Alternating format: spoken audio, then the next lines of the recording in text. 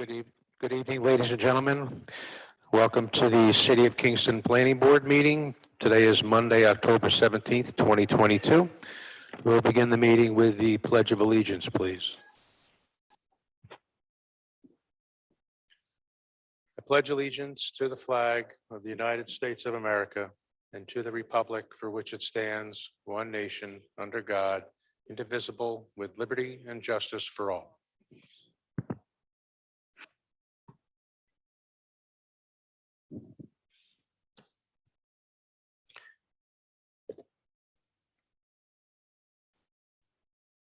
All right, before we move to introductions, just a few housekeeping notes.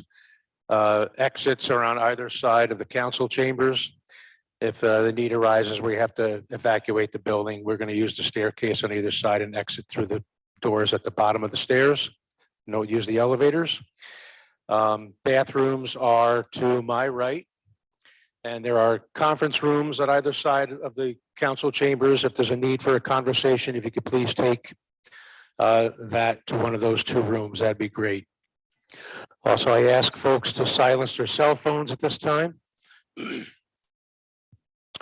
Okay, introductions. My name is Wayne Platt Jr. I'm the chairman. We also have members Charles Palaco, Robert Jacobson, Matt Gillis, Vince Archer, and Sage Newkirk. We also have the planning director, Suzanne Cahill, and the assistant planner is Kyla D-Day.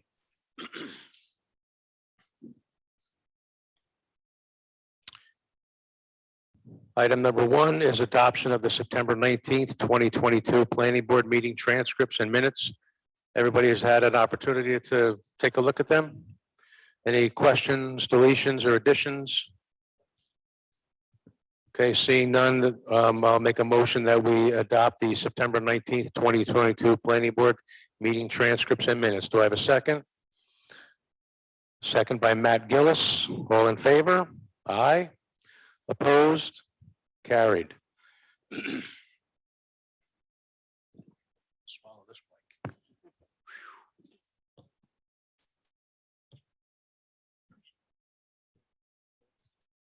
Well, it's not loud enough. I can't even hear it. Can you hear this fine? Okay. Okay, public hearings. Item number 2 is 427, 429, 433-435 of Beale Street, a lot line deletion of the lands of Nancy K. and John D. Latour. Section block and lot is 56.50-1-19, 17, 16, and 15. Secret determination, zone R1, Ward 9. Nancy and John Latour are the applicants and owners. Hello there. Anybody besides the applicant or owners wishing to speak on item number 2? Okay. How are you, Chris? Chris Zell is here. Good. All right. You have to turn on one of those mics up there, Chris. All right. And I think you got to swallow that mic too. I apologize for that. Oh, Yeah. all right. I represent the Latours, and this is a rather simple lot line deletion. They currently own 4 lots on the corner of DeWitt Street and Beale Street. One lot contains a commercial garage. The lot next to it, as you can see, contains a house which they are renovating, and the other two lots are vacant. They would like to take out the 3 lot lines and make this one entire lot. So that's pretty much what they would like to do with the property. So we're making 4 lots, 1 lot. Okay.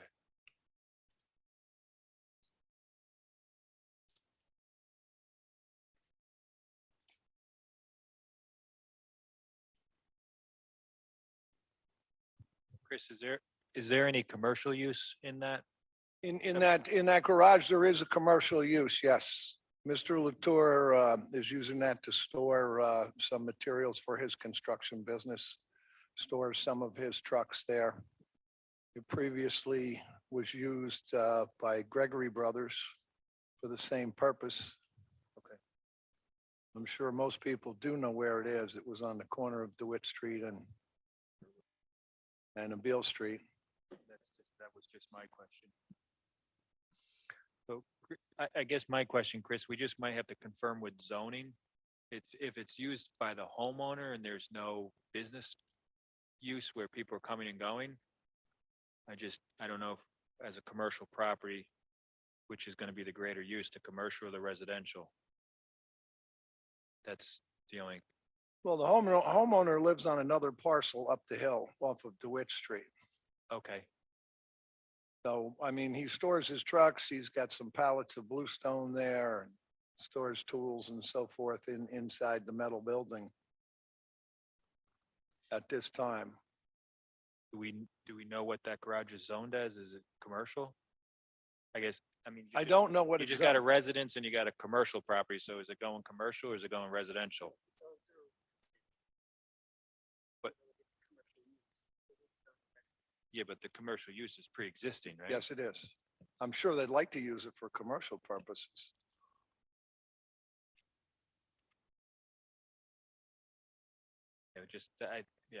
I think we're just gonna have to confirm with that, because if it gets all merged, then it's gonna be a commercial property. I'm sure that's what they would like. Because they would like to use it for their business. That'll just be one of the conditions of approval. Whether, we're going to check with zoning officer on that. So, okay. Okay. Any other questions? No. Okay. As long as it meets code. All right, so under seeker, this is a type 2 action, so no further review of the board is required. This time I'll make a motion that we approve item number 2 with board policy 6, written descriptions and the appropriate number of maps to be submitted. And we're going to confirm with the zoning enforcement officer on the, if it's an allowed use. That's just a technicality. So, all right, but those are conditions of approval. Do I have a second on that? Second by Robert Jacobson. All in favor? Aye. Opposed? Carried. Thank you very much. Thank you, Chris. Thanks, Good Chris. evening.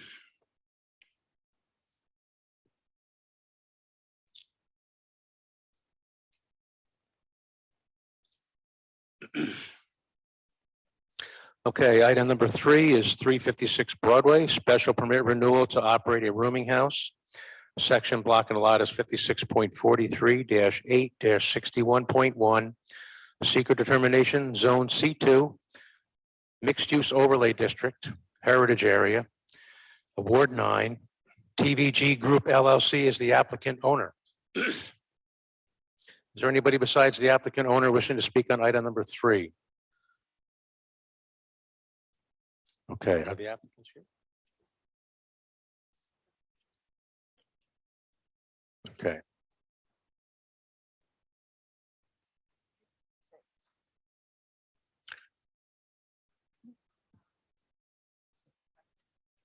We'll go back. Okay.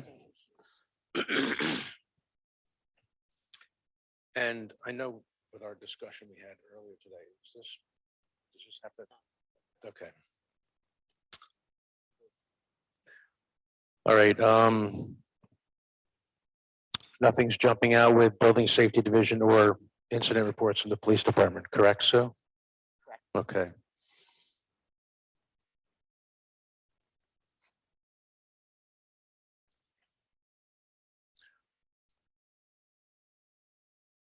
This seems pretty straightforward. Does anybody have any questions?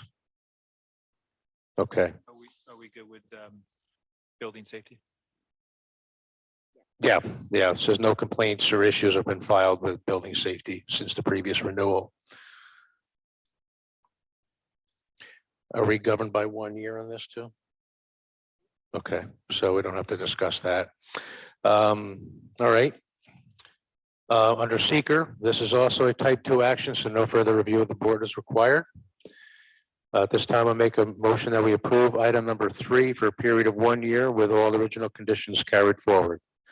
Matt Gillis with a second. All in favor? Aye. Opposed? Carried. All right.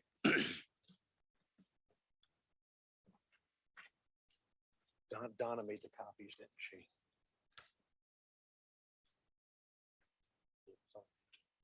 Yeah, messing with it. Is yours like that too? No, because I got upside down and right side up, so, all right.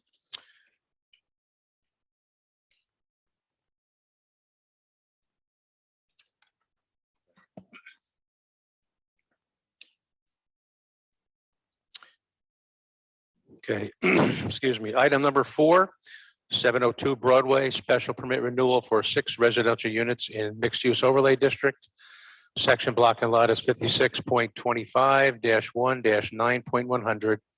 Seeker determination, Zone C2, mixed-use overlay district, heritage area, Ward 2. Mohammed Al-Shari is the applicant. Morning Tree Corporation is the owner.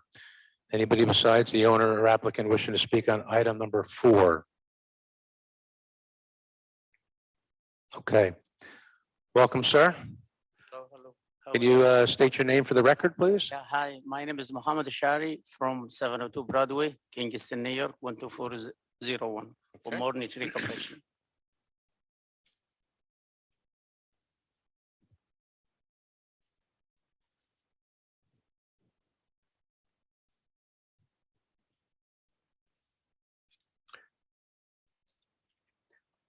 Is this correct? The most recent renewal was in January of 2022? Okay. Have there been any changes to the operation there? I'm sorry? Any changes since you were here the last time? Yeah, a lot, a lot. We're almost done. Okay, We're almost done. But problem is a little bit with with the lock truck. The lock truck, he left, and I was looking for him and never answered the phone, so they bit me late. And also the plumbing, they do some plumbing and he left too, so I have to hire another people, take care. And also right now, the plumbing, even those people, I tried to call them to come to finish it, no one come over.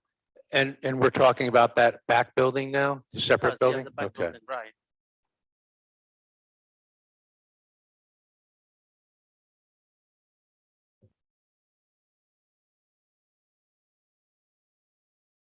has building safety been there periodically to do inspections? Yes. Okay. What's anything we have from them on that? No? Okay, okay, yeah, yeah, The work is being done. Very good. okay. They're very happy.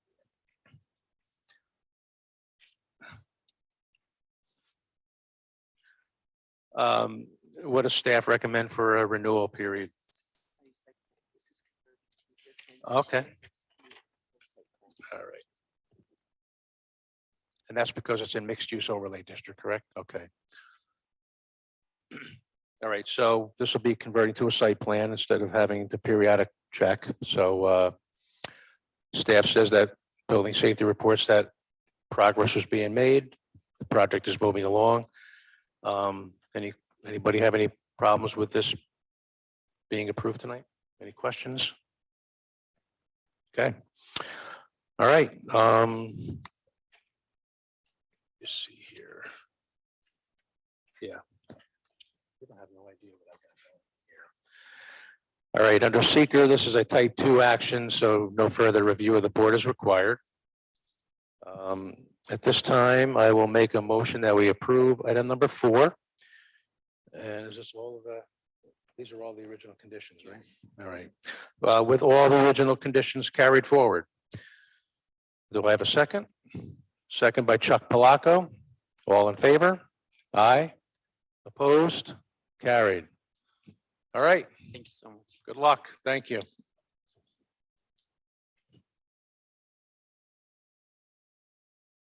Is this also that same category?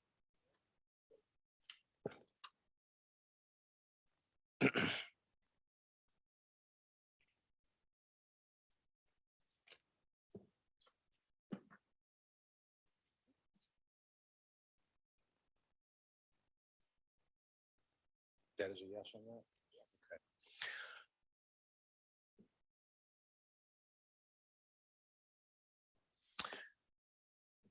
All right. All right, item number 5 is 14-16 Thomas Street, special permit renewal for 6 residential units in the mixed-use overlay district. Section block and lot is 56.25-4-20. Seeker determination, zone C2, mixed-use overlay district. Ward 5, Frank Guido is the applicant. Mateo Bella LLC is the owner. Anybody besides the owner or applicant wishing to speak on item number 5?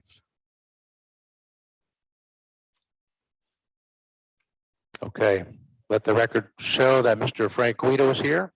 Hi, Butch, how are you? Hello. All right, so this is also going to be a application that will be converting from a special permit renewal to a site plan approval. So you won't have to come back here on a regular basis, okay? Any changes since the last time you were here? Everything's the same. Yeah.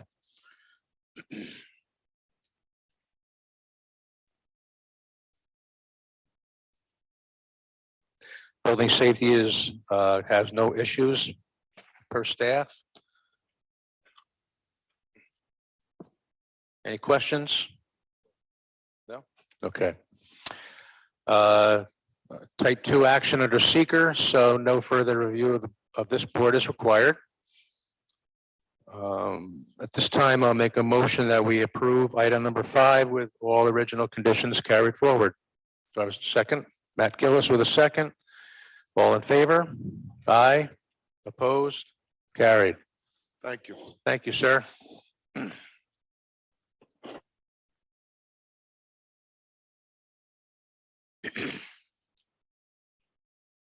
right. Okay, item number 6 is 9 Hone Street. Special permit renewal to renovate an existing structure to create 2 residential apartment units with a 450 square foot ground level commercial space. Secret determination, zone RT, Rondout Historic District. It's in the Heritage area. Ward 8. Are you Paul? I am. Okay, I'm gonna let you take care of that name. And Macon Nielsen are the applicants owner. What's your last name, sir? I'm gonna botch that name. That's okay. It's Tadu Shuck. Okay, My wife is here, Mike and Nielsen. okay. Is there anybody besides the applicant or owner wishing to speak on item number 6? Okay. All right.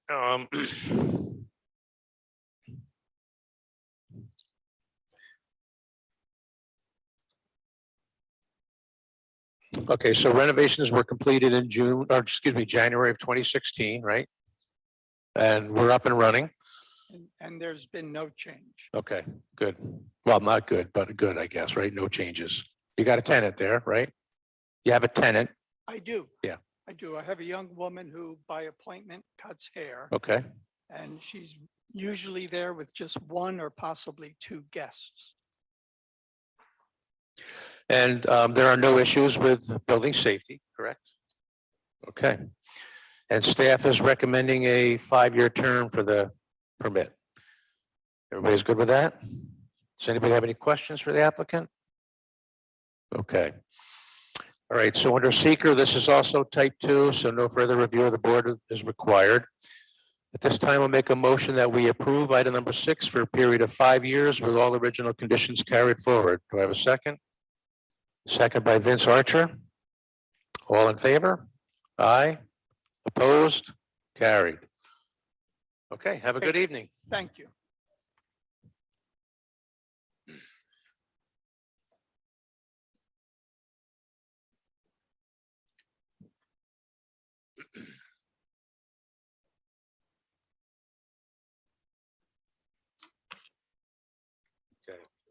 Okay. That's fine. Okay, item number 7 is 212 and 220 rear Flatbush Avenue. Special permit renewal for a preschool facility. Section block and lot is 48.74-3-10.100.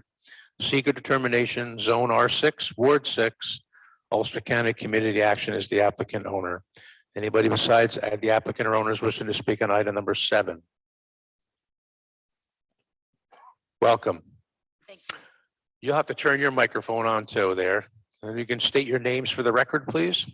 Carol Furman, Ulster County Community Action. Okay, And I'm Pam Wenner. I'm the Head Start Director, Ulster County Community Action.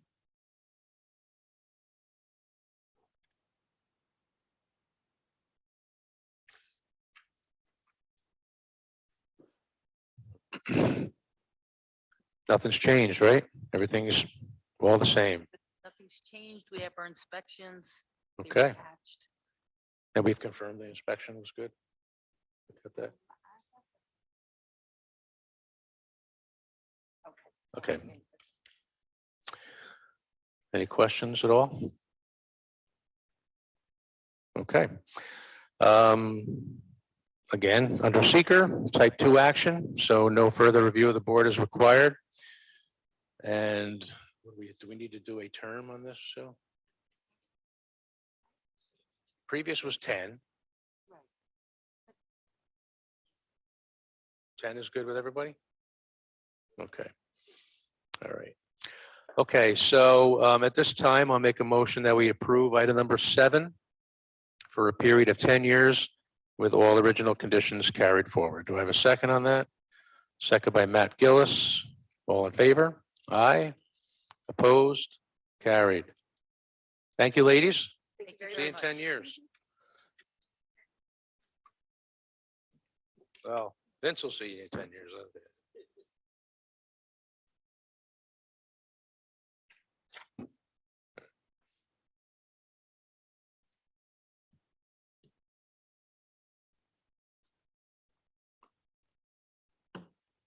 Okay, item number 8 is 38 McEntee Street.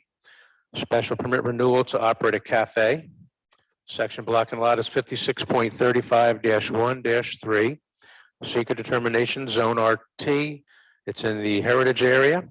It's Rhonda Historic District, Ward 9. Christine Simonis, did I pronounce that right? Okay, is the applicant. Jeffrey Simonis is the owner. Anybody besides the applicant or owners wishing to speak on item number 8? Welcome, folks.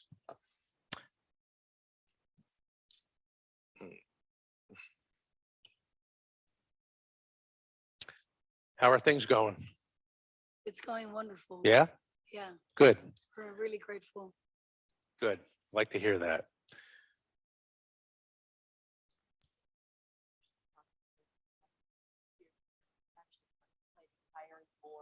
Yes, we are. Yeah, we are. Business doing well. And we're very happy to say that we're going to hire one full-time person and who actually completed her study at the CIA. Okay, good. And we're also recruiting a part-time person, and we're looking to gear that up to potentially another full-time. Good. That's awesome. Very good. The previous term was for 5 years, and there's no issues with health department, building safety, or police. Oh, sorry, previous staff recommends 5. Yes, thank you, Robert. 5 years is good with everybody, staff recommendation? Okay. Any questions? Okay. Seeker, under seeker, the type 2 action again here, so no further review of this board is required. At this time, I'll make a motion that we approve item number 8 for a period of 5 years with all original conditions carried forward. Do I have a second on that? Second by Robert Jacobson. All in favor? Aye. Opposed? Carried. Okay, folks, take care. Good luck. Thank you so much.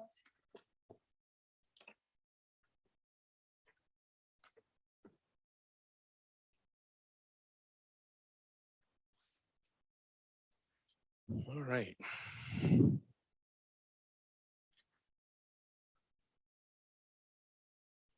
Okay, item number 9 is 488 Broadway, special permit renewal for an apartment on the 2nd floor in the mixed use overlay district. Section block and lot is 56.26-9-34. Seeker determination, zone C2, mixed use overlay district, Ward 5. Nick Tempasas is the applicant. John Tempasas, Maria Maritsas are the owners. Anybody besides the owner or applicant wishing to speak on item number 9? Okay, this is above Dallas, this one? Okay. Yeah, okay. Yes, this will be a site plan conversion as well, like as Robert just said.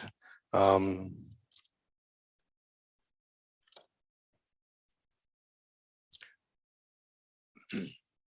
issues with building safety or police? All right. Any questions? No? Okay. All right, under seeker, it's a type 2 action, so no further review of the board is required. At this time, I will make a motion that we approve item number 9 with all original conditions carried forward as a site plan. Second by Robert Jacobson. All in favor? Aye. Opposed? Carried.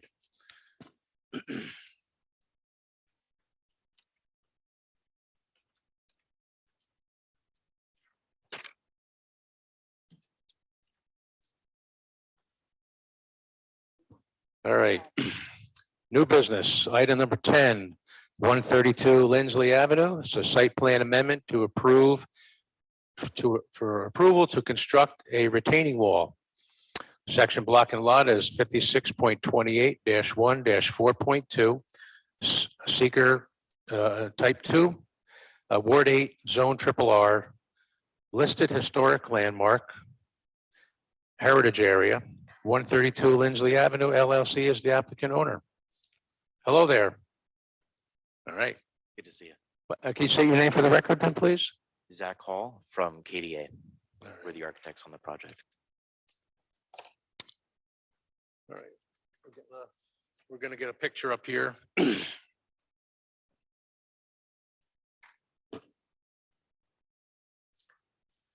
Okay, so we're up by the mansion up top. Exactly. Okay. And this is the smaller building of the two on the site. This is the carriage You house. have to speak up a little bit there too. This is the carriage house, which is the smaller of the two buildings on site. There was an existing retaining wall that you can see on that angled line that's dashed.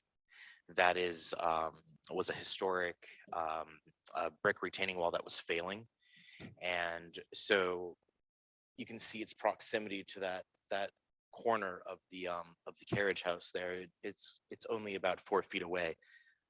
So instead of removing or repairing, because any kind of repair would have required removal, we had decided to make an emergency decision and encapsulate the existing retaining wall.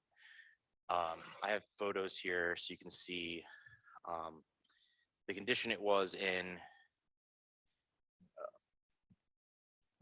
But it was not sound in any way. So we were concerned that the carriage house top right corner was going to kick out, and if we were to disturb that wall in any way.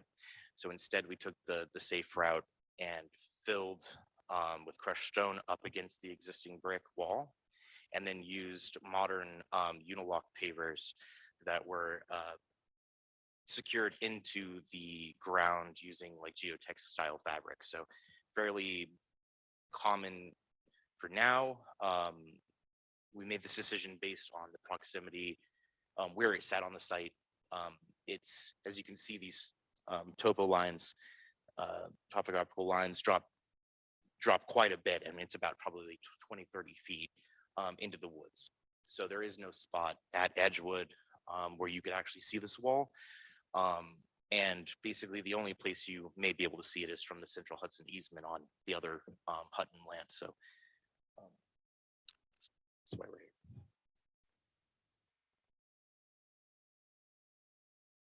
What it looks like now? Yeah, sure.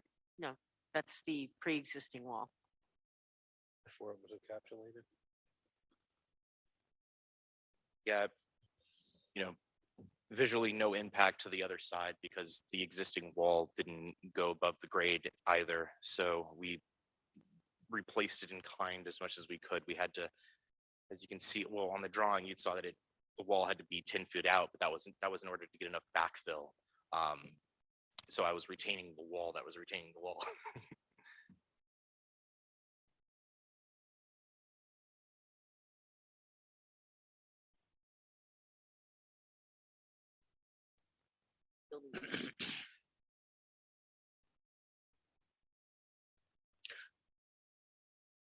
We're with that making a conditional, the condition of approval.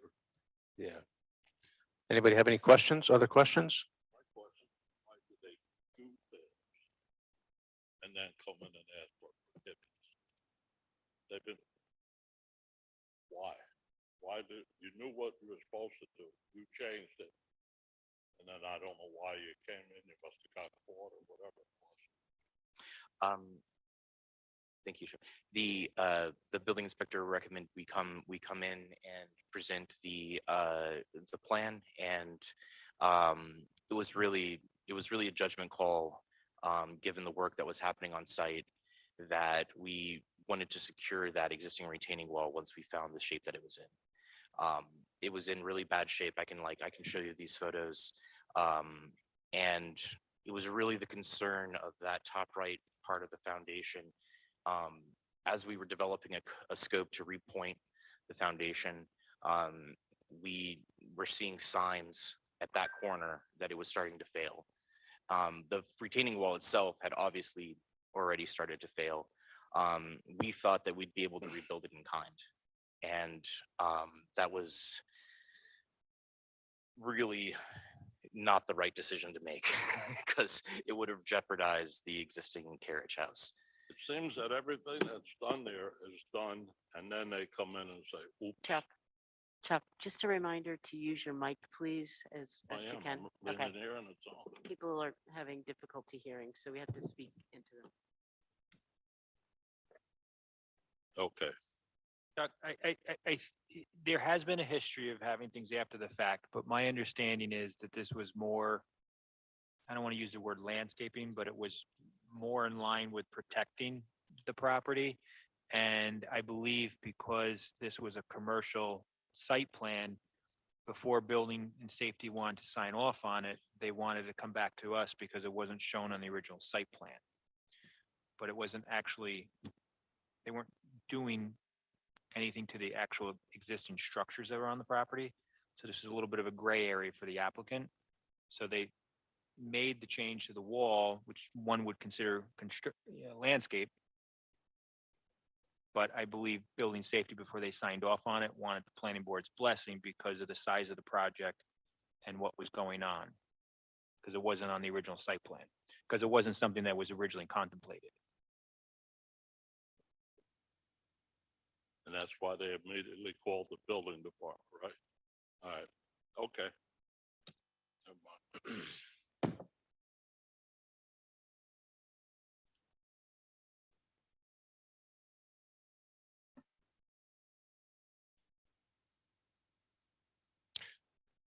All right, any other questions? Okay. So this has received, has been reviewed by both Landmarks and Heritage and has been approved by both boards, correct? Okay. All right, so under seeker, this is a type 2 action, and again, no further review of this board is required.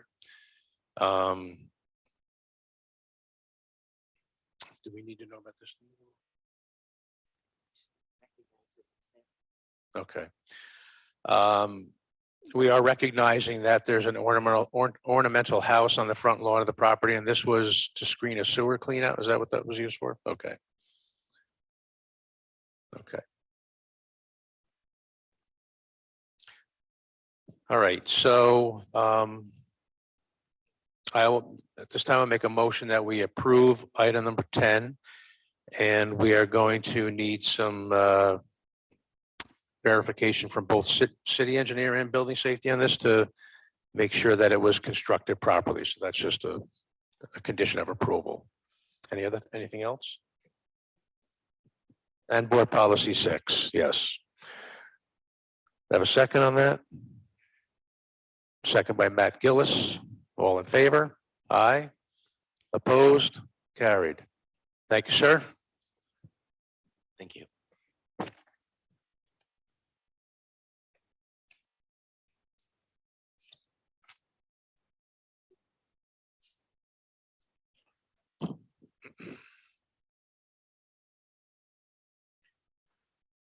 All right, item number 11 is 104 Smith Avenue, a site plan.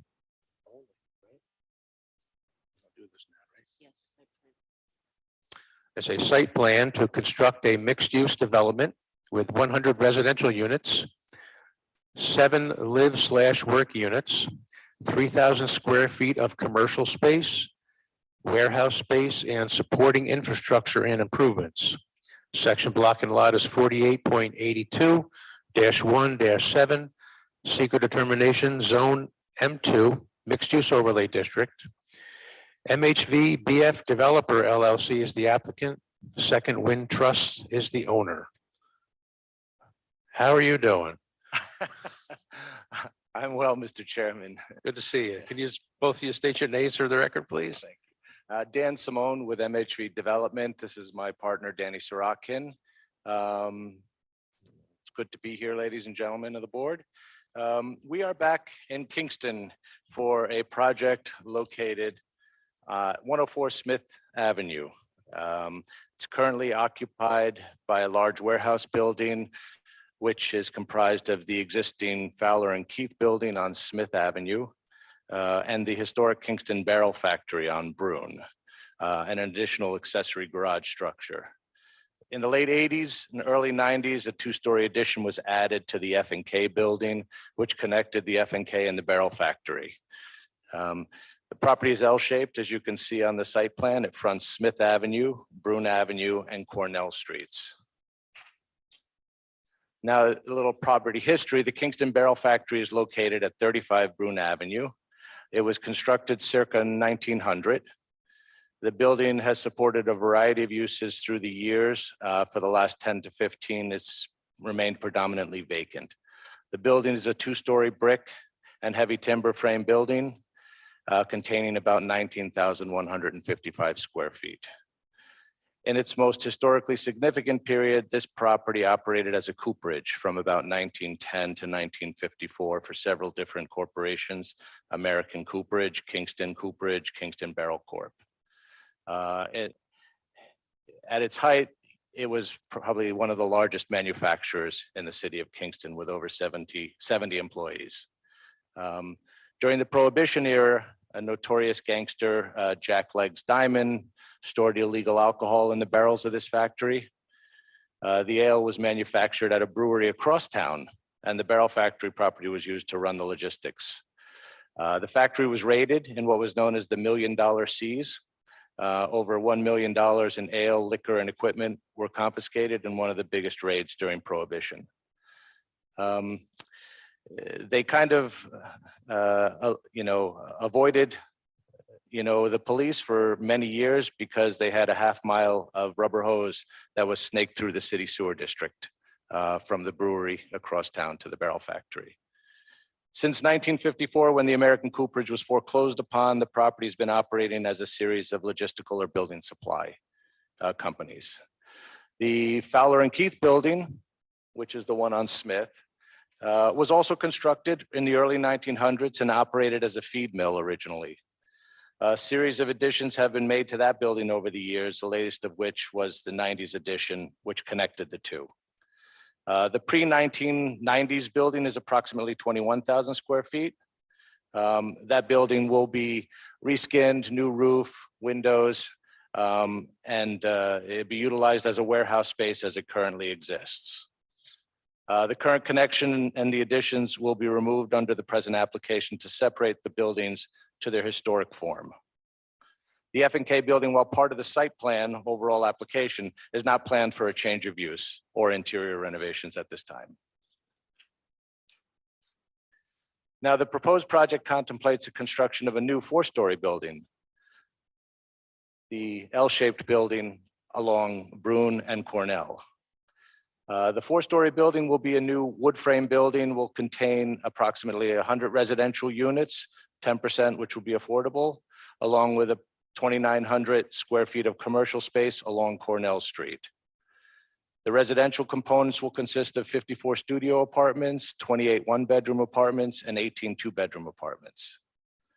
The historic Barrel Factory building, which is to the rear of it along Brune,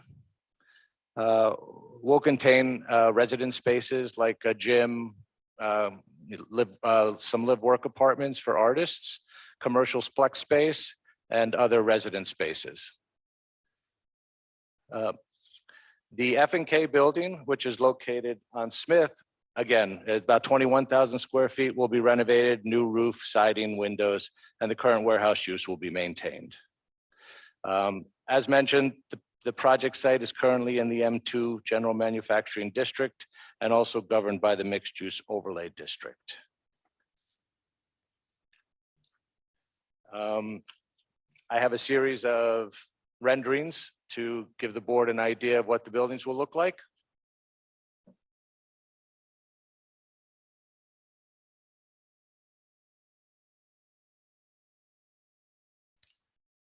This is the proposed new build on the corner of Bruin and Cornell. We are simulating the existing industrial feel of Cornell Street with the shirt factory and the lace mill. 4 stories, similar structure and similar massing to those 2 buildings. The ground floor, as you can see along the front on Cornell, will contain ground floor retail commercial with residential units to the back, and the upper 3 stories will be all residential units. Total of 100 residential units in this building.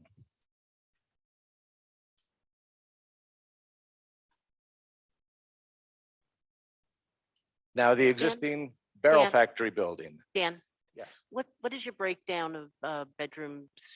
Just give a. Oh. We have 54 studios, 28 1-bedrooms, and 18 2-bedrooms. Now, the existing barrel factory, again, 2-story, about little over 19,000 square feet. It'll contain the tenant spaces, leasing, community spaces, co-working, gym, resident storage. It'll also have approximately 5,000 square feet of flex commercial space, which will be utilized as small artist studios or, perhaps gallery space. The upstairs will contain 7 live-work artist lofts, approximately 800 plus square feet each. Each unit will contain workspace as well as living accommodations. The exterior will get a full renovation, repointing of the brick facade, new roof, new windows. It's a beautiful building.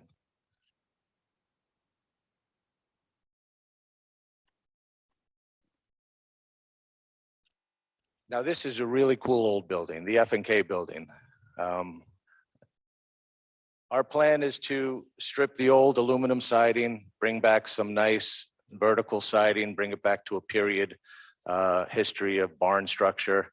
The existing warehouse uses will be maintained. We'll be installing new windows, new siding, new roof. So no major demolition. This is, Just the new addition that was connected in the early 90s. That's the 2-story piece, if you know the property onto the, on the left there. Yeah. Where the loading dock is. Yeah. That stuff will come down. okay. Yeah, and the connection between them. And the connection between this building and the brick building, correct? Correct. Right. Currently, that 2-story addition occupies this portion of the property and it wraps between the 2. And there's ramps that connect the 2 buildings internally on the 1st and 2nd floor. Now, we had, when we came back up to Kingston with this project, we had met a few times with the Kingston, the Midtown Arts District and the Midtown Business Alliance. We've reviewed the Arts Master Plan that kind of governs this area, and we're bringing a lot of those elements into the plan, especially in the barrel factory building itself, which is historic, which is a really cool, it'll be a cool co-working space and art space. Are there any specific questions from any members of the board? Yes. Parking? Parking. Okay, good question. We are proposing about 130 spots for the project. It's about, the required spaces are approximately 170. This board has the ability to waive up to 50% of that, which would be about 80. But our feel is for the residents and to really market the property effectively, we need at least probably 130, one per unit plus a little more for the commercial. I know with the previous applicant for the Cooperage before this, so one of the concerns was the noise from the rail traffic. Yeah, it's a valid concern. We actually enlisted a firm, AKRF, to do a noise study, which they're going to be starting probably in the next few weeks. The biggest areas that we can mitigate that noise is obviously with the, windows, some, enclosure siding accommodations. But we'll be enlisting that study soon. And that'll facilitate us in being able to design the project. Go ahead. Most of the residential units will be in the new 4-story, which will be, obviously the tightest structure built. The barrel factory itself, it's like an old man. It rattles a little. But that's going to be predominantly commercial. So the artist lofts will be in there also. But it fits that building. So. And just the sound engineer, how it works is they leave a recorder on the site 5 days, and they listen to the train noise, and they design the building very specifically for the noise in that exact area. So it should be. The most egregious noise is the horns. Yeah. Once it With starts. welded rail now, you don't get the amount of rail joints. So Yeah, that- once it starts to rumble past, it's actually soothing. Yeah. It's just that horn when it blasts. So that's Me personally, I'd love to live near a railroad. So that's just me. So. What about on-site management, or what's proposed? We'll have an on-site manager full-time. During lease up, obviously, we'll have on-site leasing staff. When the project goes full, we'll have an on-site property manager, on-site maintenance. Any remediation that has to go on there at all? No, surprisingly, the buildings were clean. We did discover an oil tank that was never pulled out, many years ago, but that's been pulled out, and closure report has been submitted to DEC. So we're not really anticipating anything major at this point. What about utilities, any energy efficiency, or what's planned? Yeah, well, we have to comply on the new structure with the new stretch code. So the new structure is going to be state of the art, windows, HVAC, lighting, all low impact development.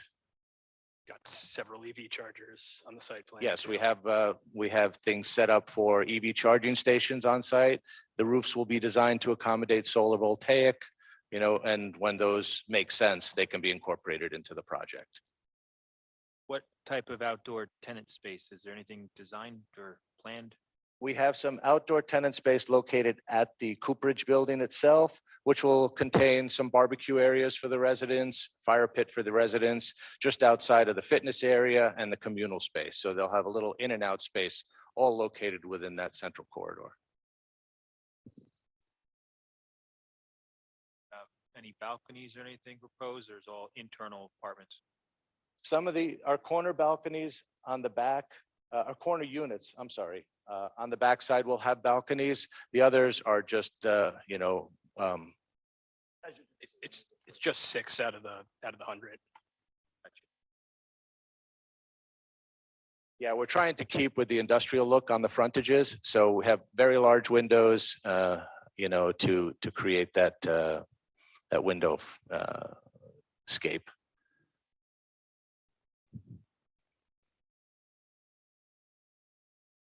All the, just to further, all the condensing units, each unit will have its own heating and air conditioning unit. Condensing units will be hidden on the roof, on the rear side, so none of that will be visible from the streetscape. I presume full landscaping plan? Yeah, we haven't gotten to the landscape plan at this point, but yeah, there'll be a full landscape plan. Actually, the property right now is predominantly paved. There's a small grass area behind the existing cooperage, but we'll be bringing in a lot more landscaping into the new plan there's actually, there'll be less impervious coverage under the proposed plan than there currently exists. And we talked about subdividing. Do you want to Yes. speak to that?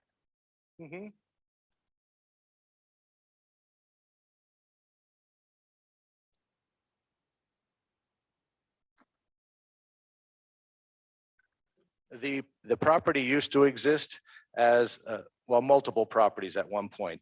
But the property from Cornell along Brune was a separate parcel from the property on Smith where the F&K building was. When those two properties were joined in the late 80s, when the buildings were joined, the properties were combined.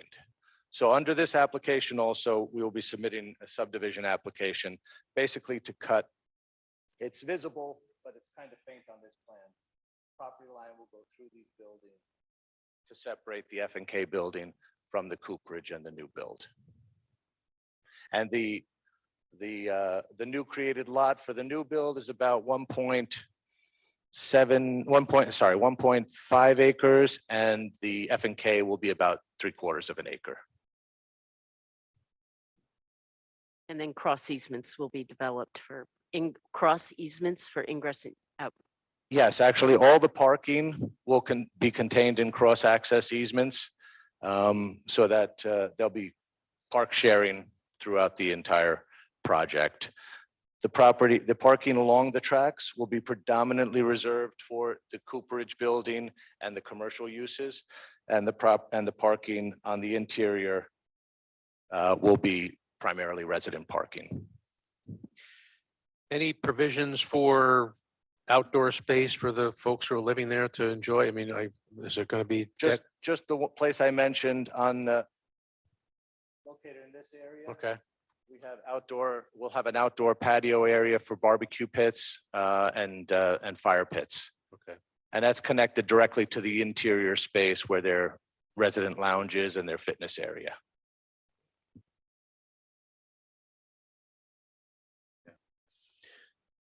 Yeah, we're going to be referring it to Parks and Rec too, so. Yep. Yeah.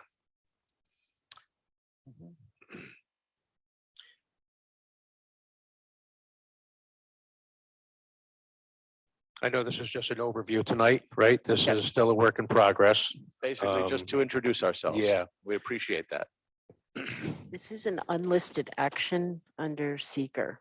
And because of the scope of the project, we've discussed with the applicant doing this as a coordinated review under the seeker process. So the board has a resolution in their packets to seek lead agency status.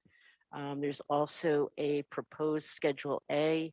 If you could take a look at those. If you have any questions, we'd like to ask the board to take that action this evening.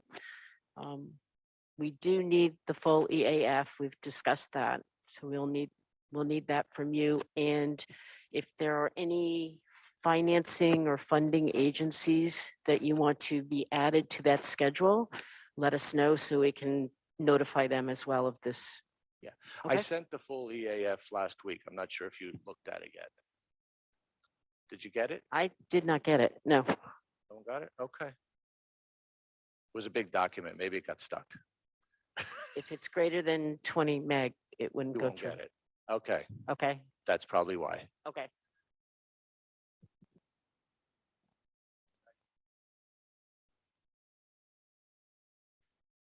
You can put it in a Dropbox, I actually think I link, have or just do a I have a link. hard copy with me tonight, That's fine. so I'll leave that with you. Mhm. That's good too.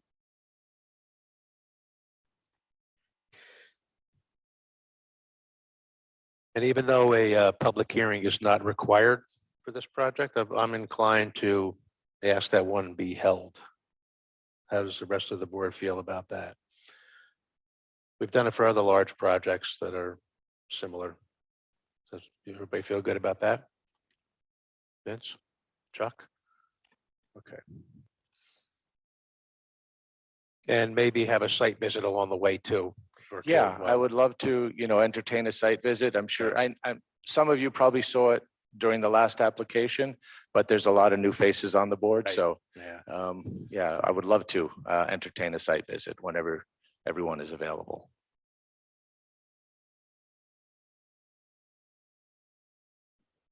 So, do you want to And- try and schedule one of those this evening? No, you can Or talk to Just talk to Sue and she'll, okay, staff about that, yeah. Like, you give us some dates and we'll send out a doodle poll and figure out what works. perfect. Probably in the next 30 days before it starts to get cold.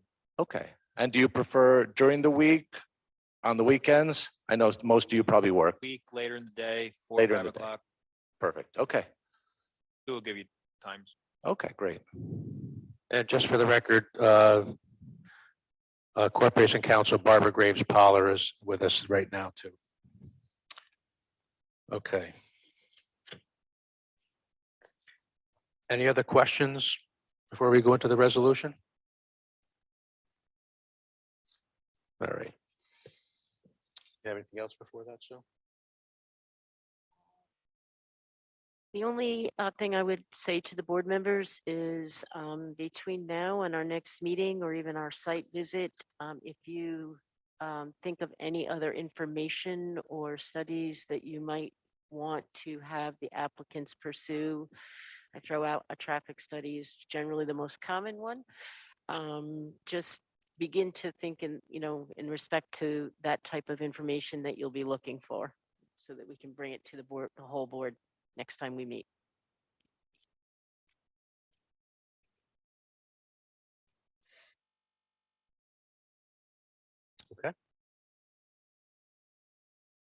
I'm going to go into the resolution now. Yeah. Okay. I don't know if you're done. All right. Okay, resolution of the City of Kingston Planning Board to seek designation of lead agency for number 104 Smith Avenue, section block and lot 48.82-1-7 in the seeker process under 6 NYCRR Part 617. Whereas MHV BF Developer LLC, the applicant, has submitted a completed full environmental assessment form to the City of Kingston Planning Board to construct a mixed-use development consisting of 100 residential units, 7 live-work units, 3,000 square feet of commercial space, warehouse space, along with supporting infrastructure and improvements in the action. And whereas the project will also include subdividing the property to separate the warehouse building, which presently exists in front Smith Avenue, from the residential and mixed-use portion of the site. And whereas the project is located at number 104 Smith Avenue, Kingston, New York, section block and lot 48.82-1-7, and also has frontage along Cornell Street and Brune Avenue. And whereas the application is categorized as an unlisted action under seeker, however, multiple agencies are involved in the review, and it is determined by the board that the undertaking a coordinated environmental review would be in the best interest in the comprehensive process, and the board desires to seek designation of lead agency. And whereas a determination of the significance of the action on the environment must be made in order to comply with New York State Environmental Conservation Law, the Seeker Act, and the regulations promulgated thereunder, in parentheses, the regulations by the New York Department of Environmental Conservation. And whereas the City of Kingston Planning Department, in coordination with the applicant, has identified a list of involved and interested agencies, Schedule A attached, based upon the information submitted.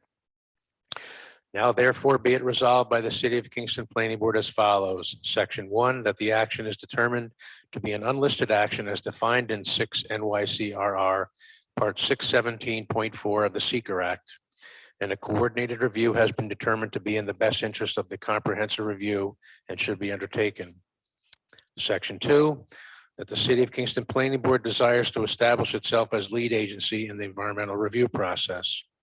Section 3, that the Planning Department is directed to circulate a request to all involved and interested agencies as set forth in attached Schedule A.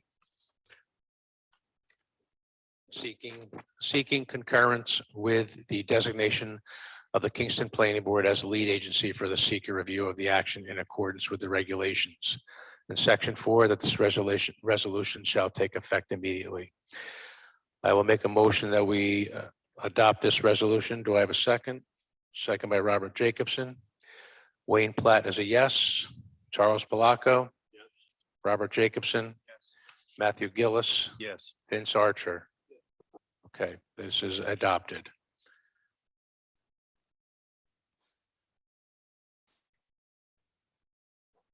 Okay.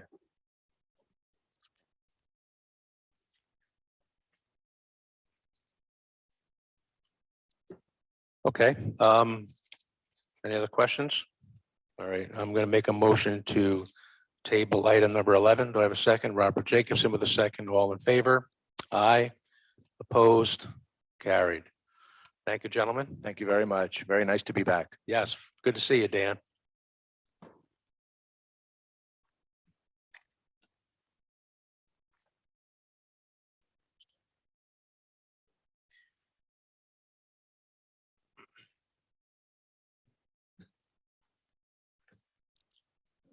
Okay.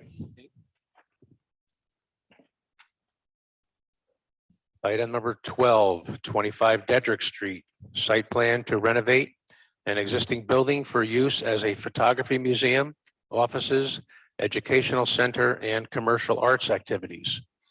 Section block and lot is 56.25-4-36.100, seeker determination, zone C3, mixed use overlay district, Ward 5, Center for Photography at Woodstock is the applicant, NNS Supply is the owner.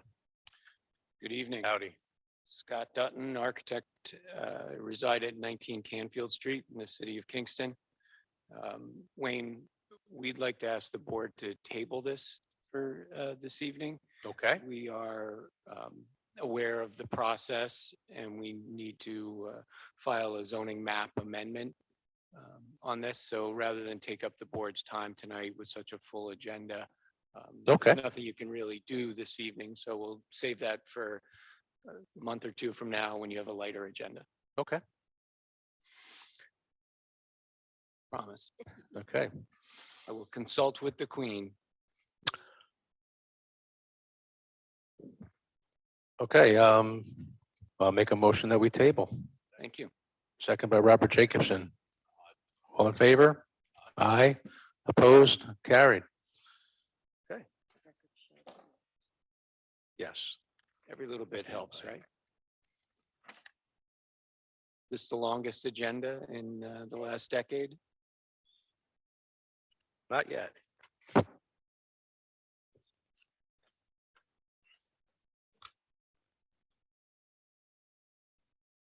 All right, we're also showing that Emily Hamilton is here. Hello there. Okay.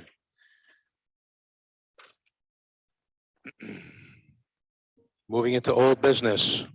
Item number 13 is 9-17 and 21 North Front Street and portion of Fair Street Extension. It's a site plan to construct a mixed-use building with a 420-car garage, 143 apartments, 32 hotel rooms, and 8,000 square feet of retail space. Section block lot is 48.80-1-25.100 and 26. Secret determination, zone C2, mixed use overlay district. Kingstonian Development LLC is the applicant. Kingstonian Development LLC and City of Kingston are the owners. Scott Dutton. Dennis, you're here. Yep. Dennis Larios are here. Welcome. Also like to note that one of the project sponsors is here in the audience. Brad Jordan's in the room if we need him. Okay. So just you two folks. Yep. Okay.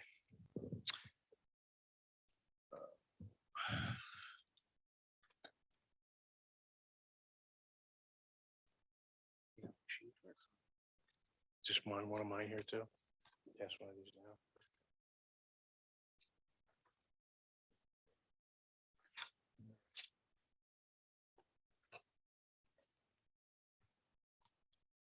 Gotta get my paperwork.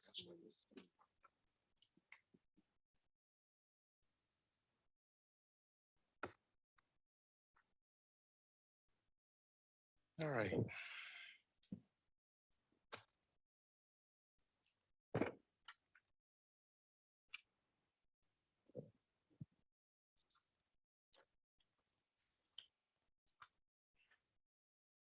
I had too many papers here.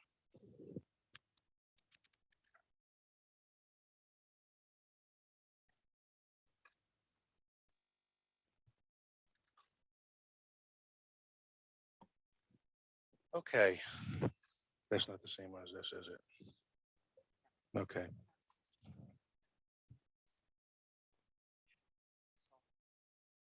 This was a letter that was submitted by the developer, Joe Benora Jr., to the board. I just wanted to make sure that you saw it this evening because it would have gone out late by email. It came in today.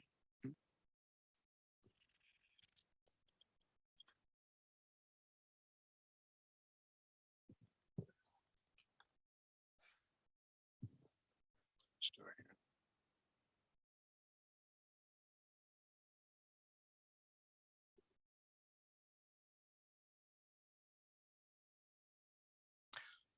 So we have the copy of the resolution, the draft for review. Has everybody had an opportunity to take a look at it?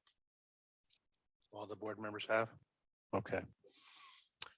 I have a few questions regarding some of the items in the resolution. One is the parking agreement. You have a parking, there's going to be a parking agreement between the project and Kingston Plaza. Has that been submitted yet? I don't know if it's been submitted, but I believe it's a condition of approval. Okay. That's part of the parking waiver, then that would be. That would be part of, yes. Yeah. If you want to review that section of the resolution, we can go to that section and review it. If there are any questions.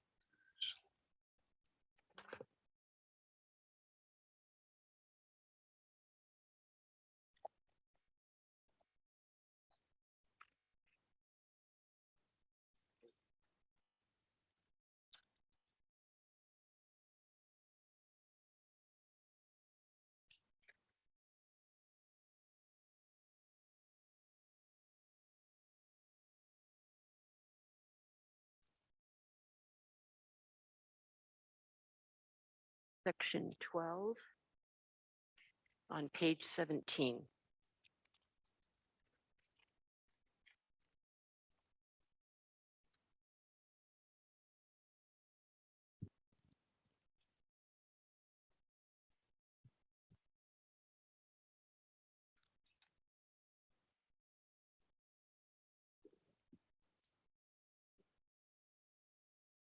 So this has been submitted then already, the outline of this?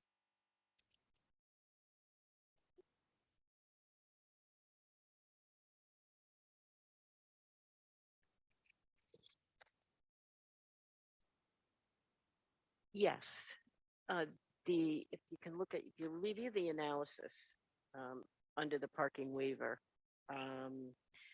the applicant showed an outline of a total of 427 off-street parking spaces, 13 of which would be ADA compliant. So that's information that has previously been submitted, along with the number of EV equipped stations to begin with.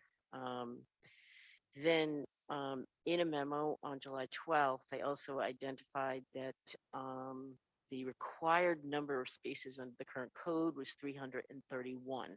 Okay, so that's the second bullet there. We do recognize there is an executed memorandum of agreement between the developer and the city of Kingston, which is dated January 31st, 2022. It's made part of this resolution as an exhibit, Exhibit B. And that states that 277 public parking spaces will be provided as part of the project, okay? And just a note that that MOA does state that, so the detail implementation of that agreement will ultimately be established in a different format and submitted to the city of Kingston. So based on those numbers, we came up with these using simple math, that taking 331 and subtracting 277, a total of 181 public parking spaces has to be accommodated in a location and manner that conforms with the code section for waivers, section 405-34H. We asked the applicants to do an analysis of Kingston Plaza. They have done that. And that's Um, in part 5 here. Yes, they have done that, and they do show that there is excess parking available to accommodate the 181 spaces. They have submitted, and that's part of the resolution as well as Exhibit C. You should have received that along with your with the resolution on Friday. And it shows that under that post-construction, an area identifying and defining 206 spaces will be set aside and established as public parking to offset the need for the Kingstonian project. Okay. I just wanted to make sure that that was going to be made part of that was, we had that in hand then. Okay. Dennis, I know you did the exhibits. Is there anything that you would like to add? Well, we provided an exhibit on how things would work during construction, because there'll be some displaced parking during construction from the existing lot. And then at your request, we provided an exhibit 2, exhibit 1 and 2, and submitted that would show post-construction, that area designated for overflow parking, so to speak, from the Kingstonian, should there be a. You should have received in your email as well the exhibits that Dennis is referring to. There was a during construction diagram of the plaza. It identified 2 areas that will be made available for public parking, obviously at no charge. And those areas are on either end of the plaza. And so individuals, people can park in either of those areas and access uptown. The other 2 things that are identified there have been a construction staging area that will handle materials and equipment. And that will be a fully fenced in, secured area that is currently pretty well, it's vacant and it's a little scrub, but there's a lot of hardscape paving there right now.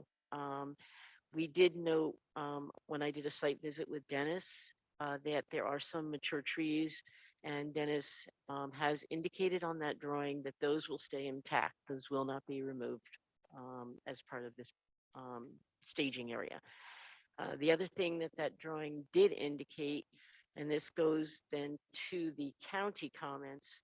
One of the county comments was that the sidewalk area, when the individuals or pedestrians exit off of the overhead walkway across Schwenk Drive, That's my next question. that they are, they had no way to get really to the inside part of the plaza. They were being directed across 5 lanes of traffic to a walkway that went down to where the parking area, one of the parking areas will be.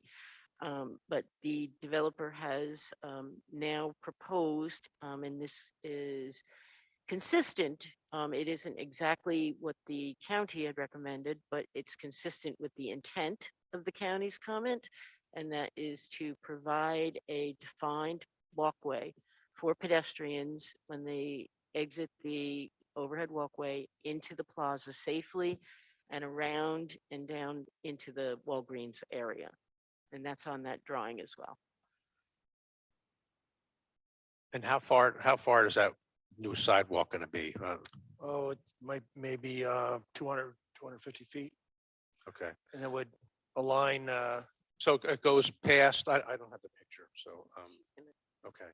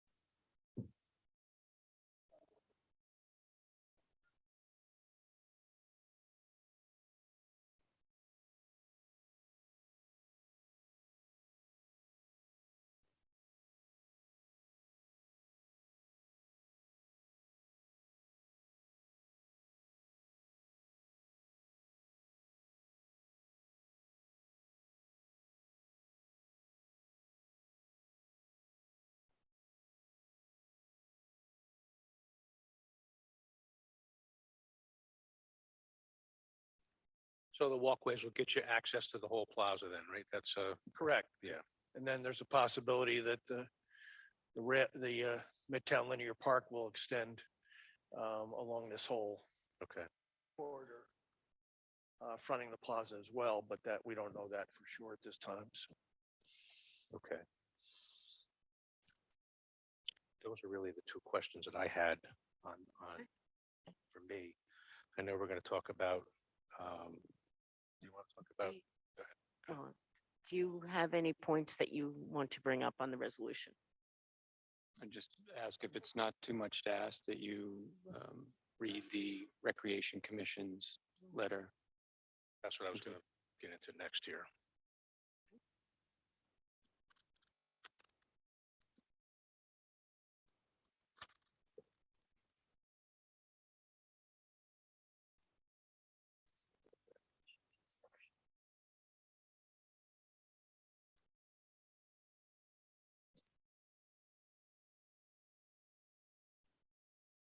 Okay, so the payment in lieu of Parkland is section 4 in your resolution. It begins on page 8 as for discussion purposes.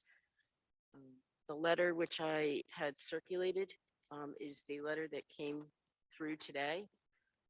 So please take a moment and just review that letter.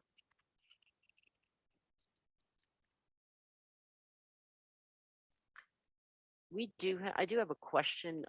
When they're referring to a similar project in Poughkeepsie, the Water Club, how does that compare to this project in terms of units? Like this project has studios, 1s, 2s, and 3s.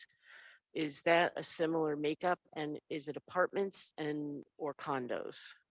It's apartments, and I believe it's a comparable mix. Okay,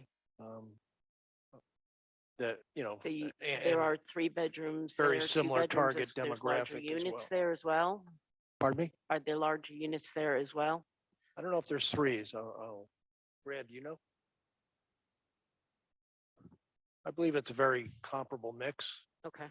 and a very comparable target demographic for rental.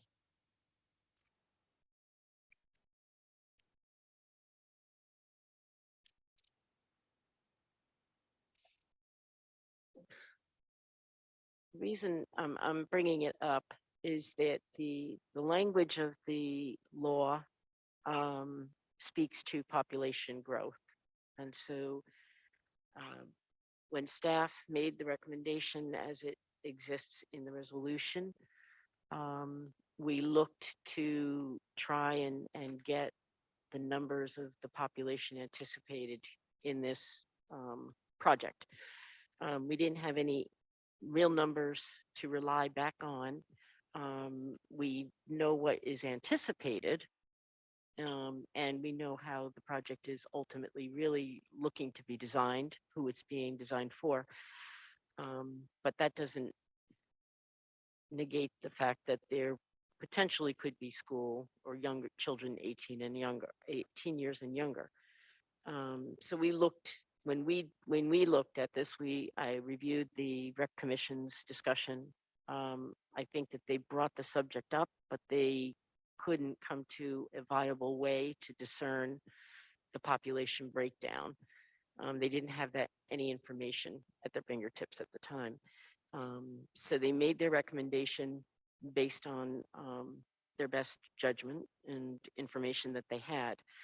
I believe that you have provided an alternative way to look at the improvements and the benefits, providing cost analysis. So the board now needs to look at both and ask any additional questions you might have to determine if one approach is more suitable than the other. If there's a compromise in between, you need to think it through and make a determination. We can certainly amend the resolution this evening if the language is something that you want to change. I'm more than open to doing that. Yeah, I would just like to highlight too, you know, there is a large public area being constructed as part of the project at a significant cost that will be open to the public, including public restrooms and gathering spaces and event spaces for the public. It'll function as a quasi park. And besides the construction costs, there's annual maintenance costs Right. that will fall on the owners of the project, which are in Mr. Benoit's letter for snow removal, cleaning the bathrooms twice, 2 or 3 times a day, lighting, and all those services that surround that public area. And I'd like to add that those expenses are in perpetuity of the project. So beyond the capital expenses here, there's a significant ongoing servicing expense to the project and the developers. We'll open the floor.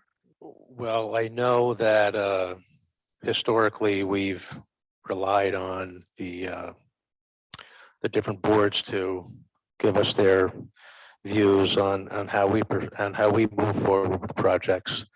And talking about the recreation department, historically, we've always gone with their recommendations. So I think that if we're going to have a discussion, we have to, that's we have to determine if, and I see that, you put a lot of work and the staff put a lot of work into this. Coming up with this is the number you've come up with, 43,452. Yes. Okay. Yeah.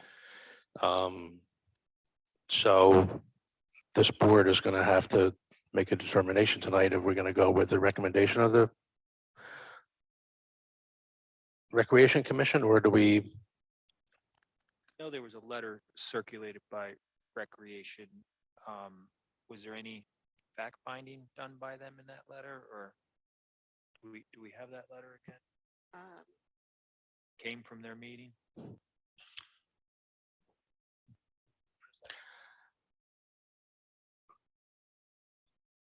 Reference purposes.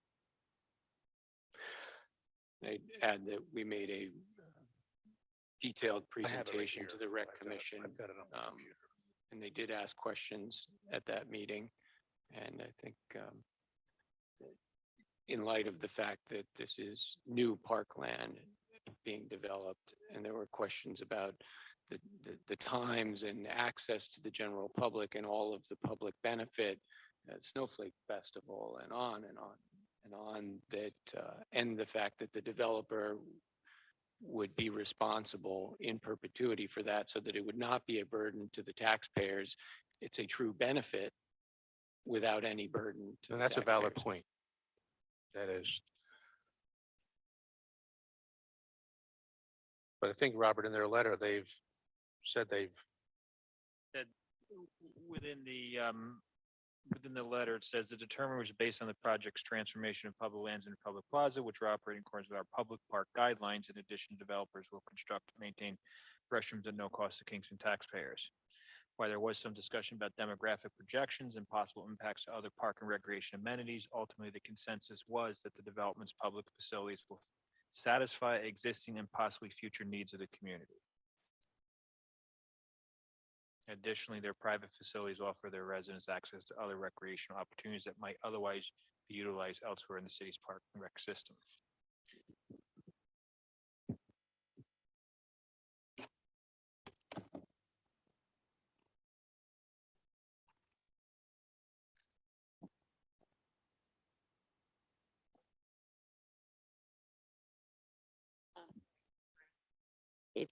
I need you to speak into a mic.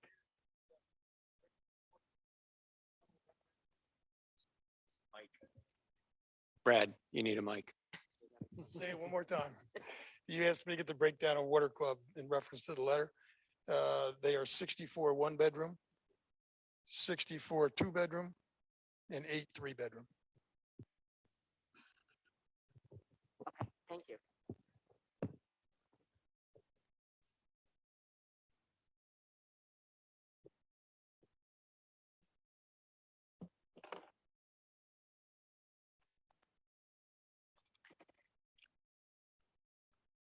So Robert, how do you, after reading this letter from the Recreation Department and Well, hearing, I just, what do you? I wasn't at the meeting, but obviously this board has deferred to other boards, whether it be rec or it be landmarks, and I just, that's why we have these commissions and boards, and I don't know that I want to go down the road of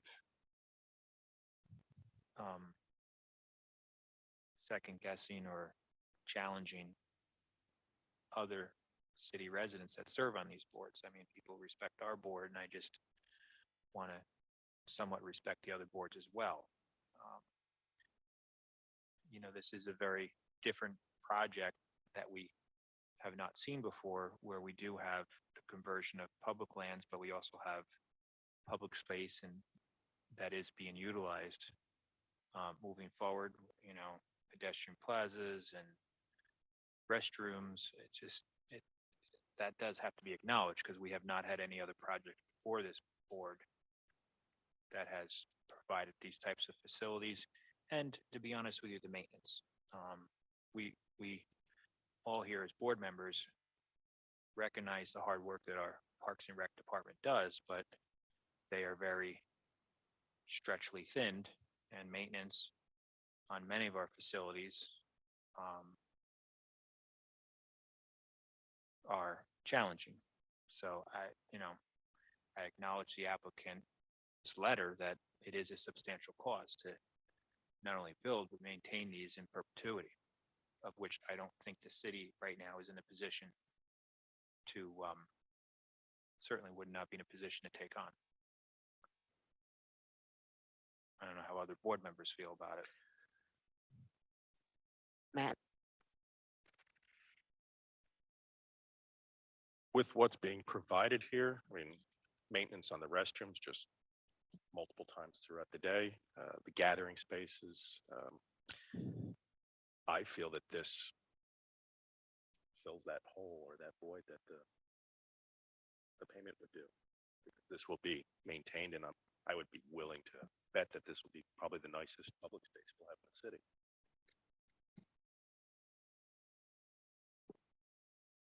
Sage, I'd have to say I'm in agreement with Parks and Rec that the amount of money that they're putting into building the space and maintaining the space, I feel covers their what we would have collected in payment, that we're able to waive it. I don't feel that I'd be comfortable challenging Parks and Rec in this one. Emily? You want a mic?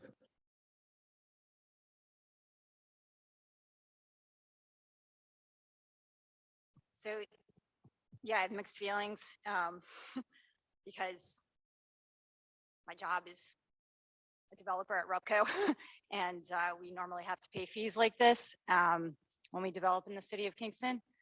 But I also do understand that in this case, this development will be providing quasi-public space and will be maintaining that space. That is not normally something that other developers that I know of in Kingston have provided.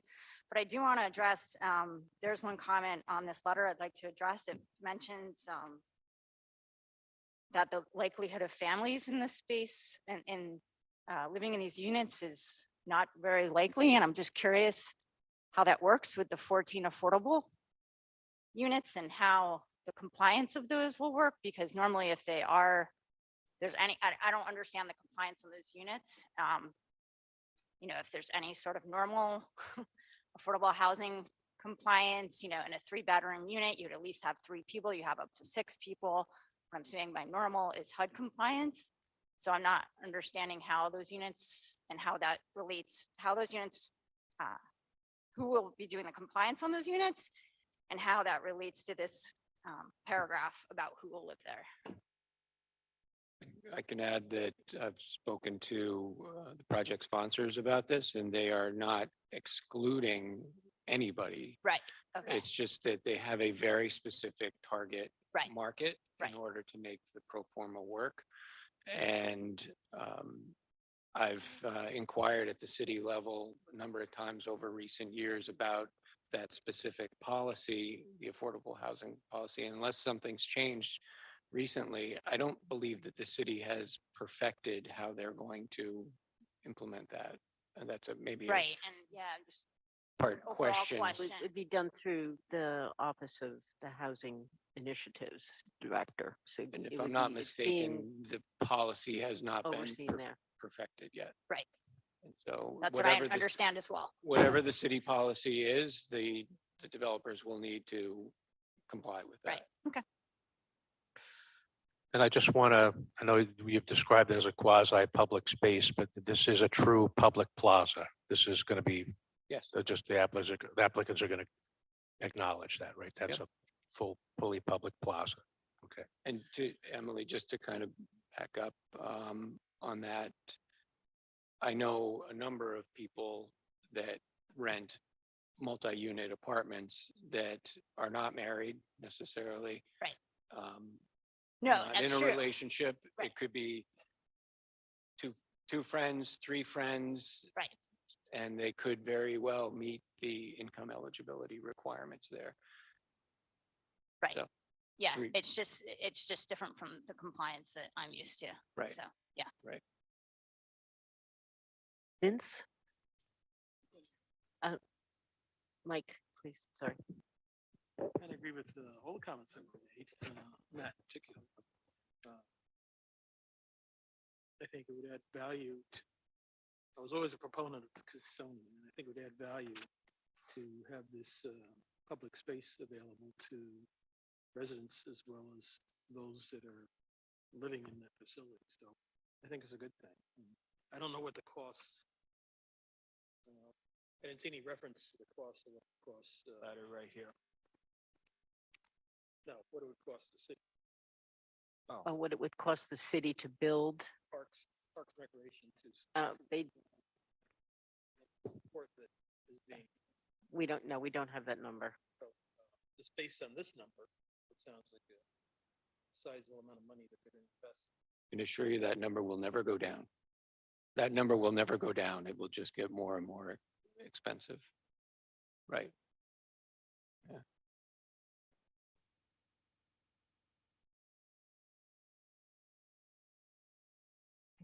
Chuck?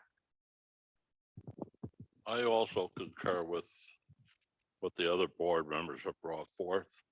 I see on the letter, they estimate $115,000 a year just for the maintenance cost. And this is for the life of the building. So that could be a lot more money that the city would save than what they would get. Plus,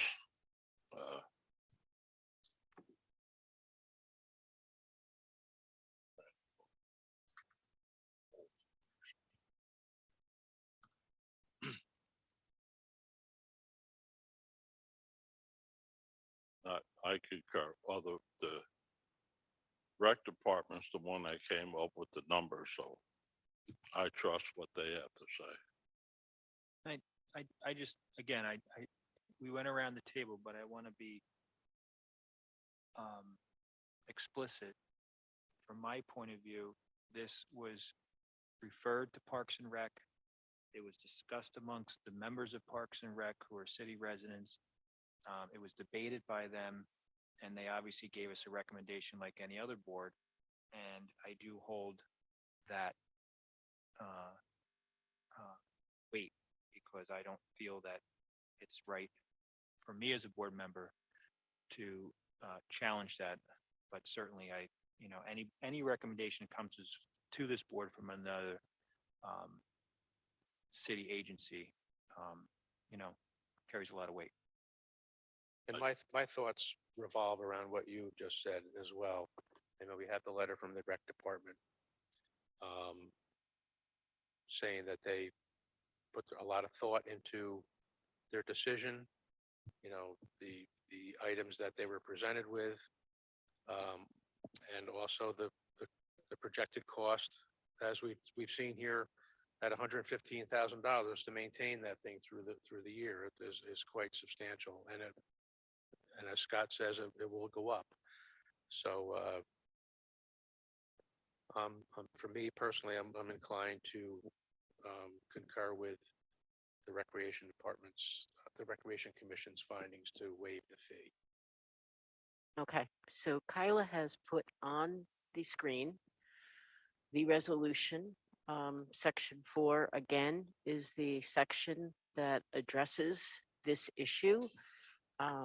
So we will now need to look at that section, look at the wording, and modify it to the board's satisfaction.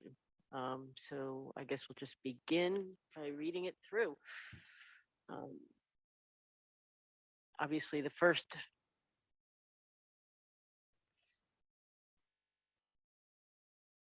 Go ahead. No, I don't mean to interrupt. I think the first paragraph is just a finding of fact on part of the Parks and Rec. Right. And if we can just scroll down, Yep. Kyla. And that's really we're picking up. Right.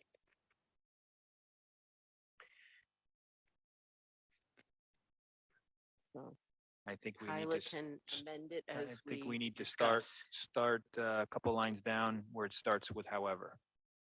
Okay. Are No, we going to no, no, delete You went too far. G? However, it we're- is reasonable to assume that not all. That's where we should be picking up. And I think from there down should be removed. And then we Okay. should insert. Okay, so let's take that out. Do you want to recognize that this option had been reviewed and analyzed? And Yeah. but that the other, okay, Absolutely. so let's not maybe take it all out. Let's Well- talk about a way to word it so that this option was reviewed by the board. And then go on to say, however, it's been determined that, I don't think we can say, however, it's been reasonable to assume that not all the needs. no, I agree, Yeah. that line can come out. Agree. Okay, so that. Okay. So take that out. Okay, I would say that the planning board discussed the following.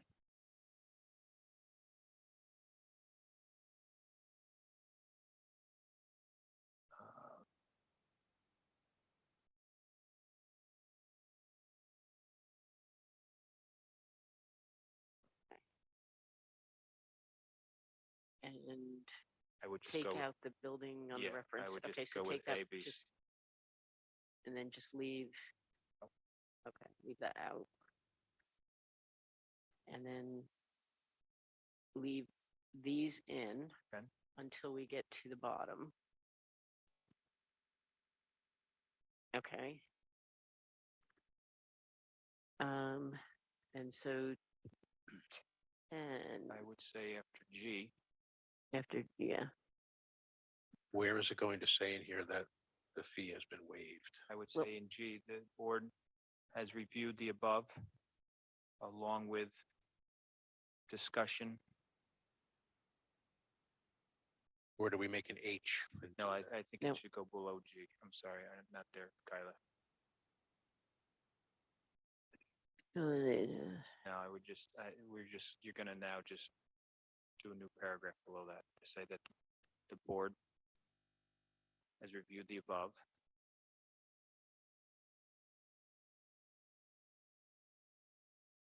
Facts and findings. I would. Along with the communication. From.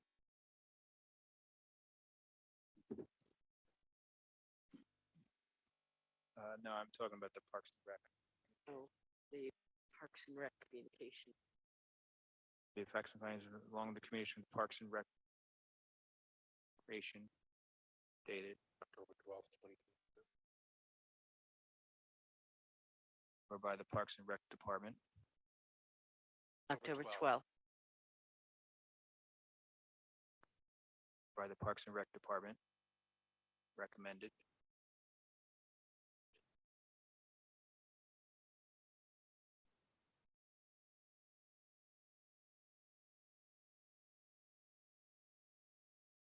Yeah, Parks and Rec Commission. I just don't have the letter in front of me to reference. Wayne, you have that.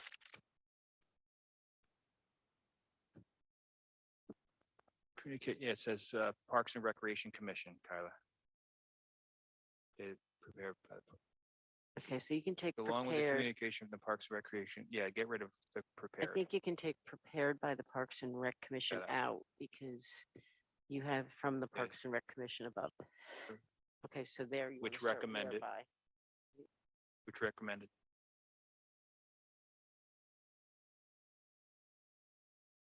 That the recreation fee be waived based upon their analysis.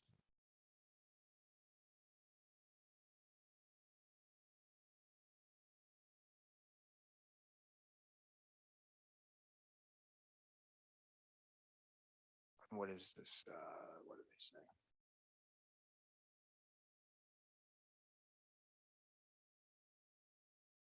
Yeah.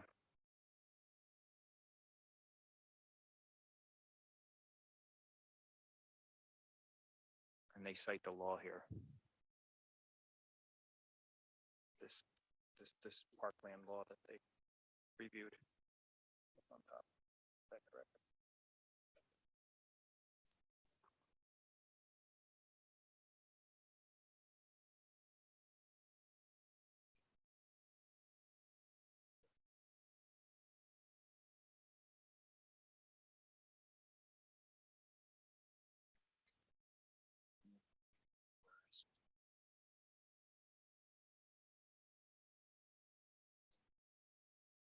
Whereas now.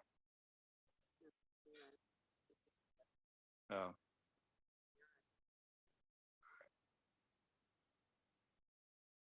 Should we do both X Plans Commission person? They where you can.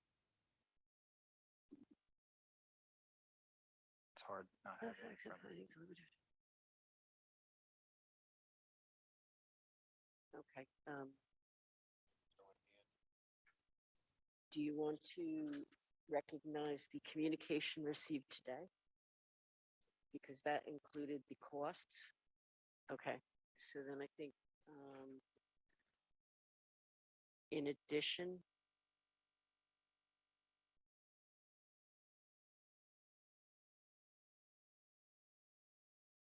Are we acknowledging Mr. Benouris? yes. Is this from yes. an email, this one? Yes, that was emailed to me today.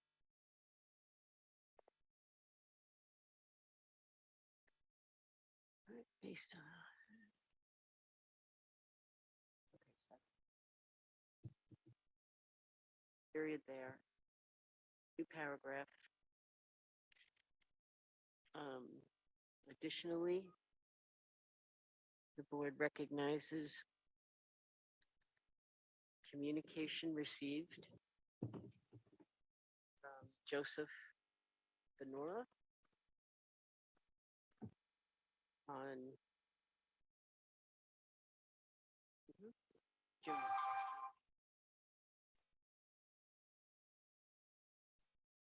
On October 17th, 2022, outlining. If you don't mind me, interjecting, that came in response to a request from you. The memo. Right. Sorry, Joe was responding to a question by staff. right. Right, but Yeah, it's no, I'm it's just his stating communication. that. Right, okay. I was just gonna say it outlines the direct costs of the amenity spaces. I think we're just recognizing that. as And part of how we came about with the decision to stated waive. annual maintenance costs. I mean, I just wanted to recognize the cost, the expenses.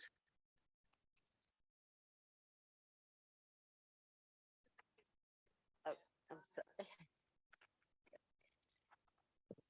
Outlining the direct costs of the public amenity spaces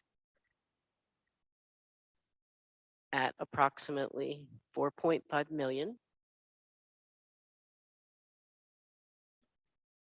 And anticipated annual maintenance costs of 115,000 in perpetuity.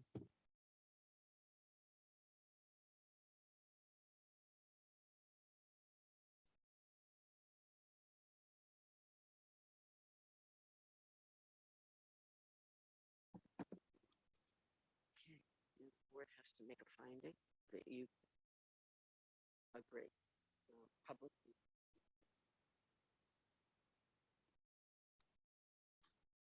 Okay.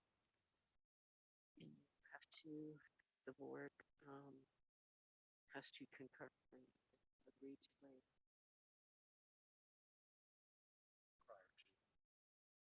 Well, you've recognized both options, and now you have to concur. You have to find, board is going to find now in this paragraph, the board hereby finds.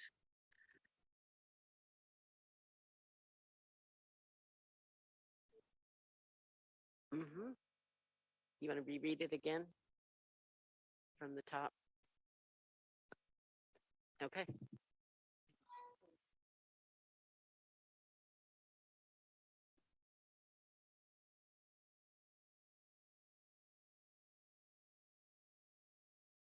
Keep going.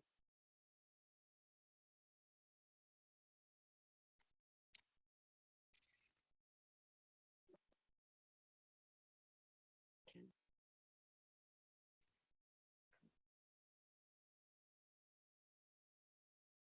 So it now reads, the board has given the recommendation full consideration and it is agreed that there is a public benefit which is being provided. And it is further noted that there is a substantial investment in public park setting. The planning board discussed the following, and then we go through A through G with no changes. So we'll scroll down. And then we pick up with the board has reviewed the above facts and findings along with communication from the Parks and Recreation Commission dated October 12, 2022, which recommended that the payment in lieu of parkland be waived based on their analysis in accordance with local law number 6 of 2004 and local law number 2 of 2005. Additionally, the board recognizes the communication received from Joseph Denora Jr. dated October 17, 2022, outlining the direct costs of the public amenity spaces at approximately 4.5 million and anticipated annual maintenance costs of $115,000 in perpetuity. Where? This is you're gonna need to have it. Well, now you have to write, the board So we hereby finds, and now you have to poll the board and make sure that, we need a separate vote for that, and, or can we? no, just get as long as poll you and then just poll the include it board, in- and then when you do the resolution, this will become part of the So resolution. Robert, you're in agreement with that? Robert Jacobson's a yes. Matt Gillis, you're a yes. Okay. Sage Newkirk, Emily, you're, okay. Vince, Chuck, Wayne is a yes. So the board finds based on the above that no, the payment in lieu of parkland fee is waived.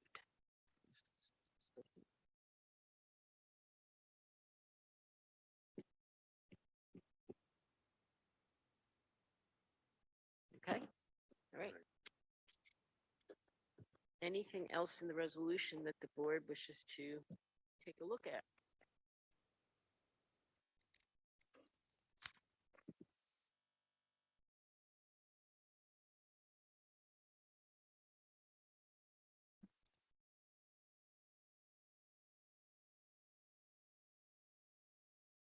Okay. And- Okay.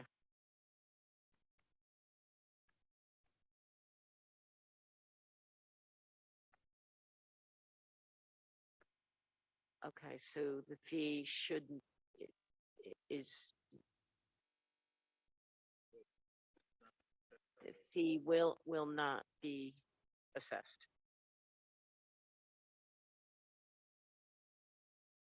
Okay. Okay.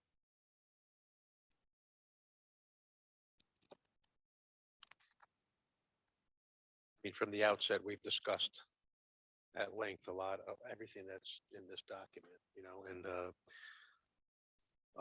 for me, the points that I just brought up tonight are what for me needed to be resolved in my mind. And but does anybody else have any concerns or questions on the rest of the resolution that they don't feel has been addressed yet? Okay. Okay. All right.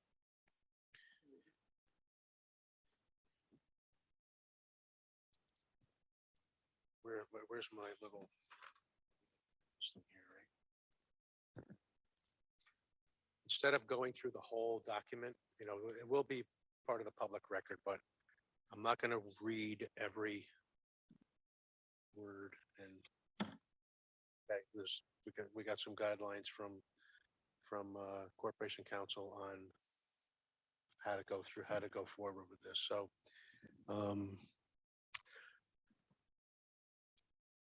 City of Kingston Planning Board resolution and decision granting conditional final approvals in the matter of the application of Kingstonian Development Group LLC for the Kingstonian redevelopment project, site development plan approval and special, this is not no longer in there. Okay.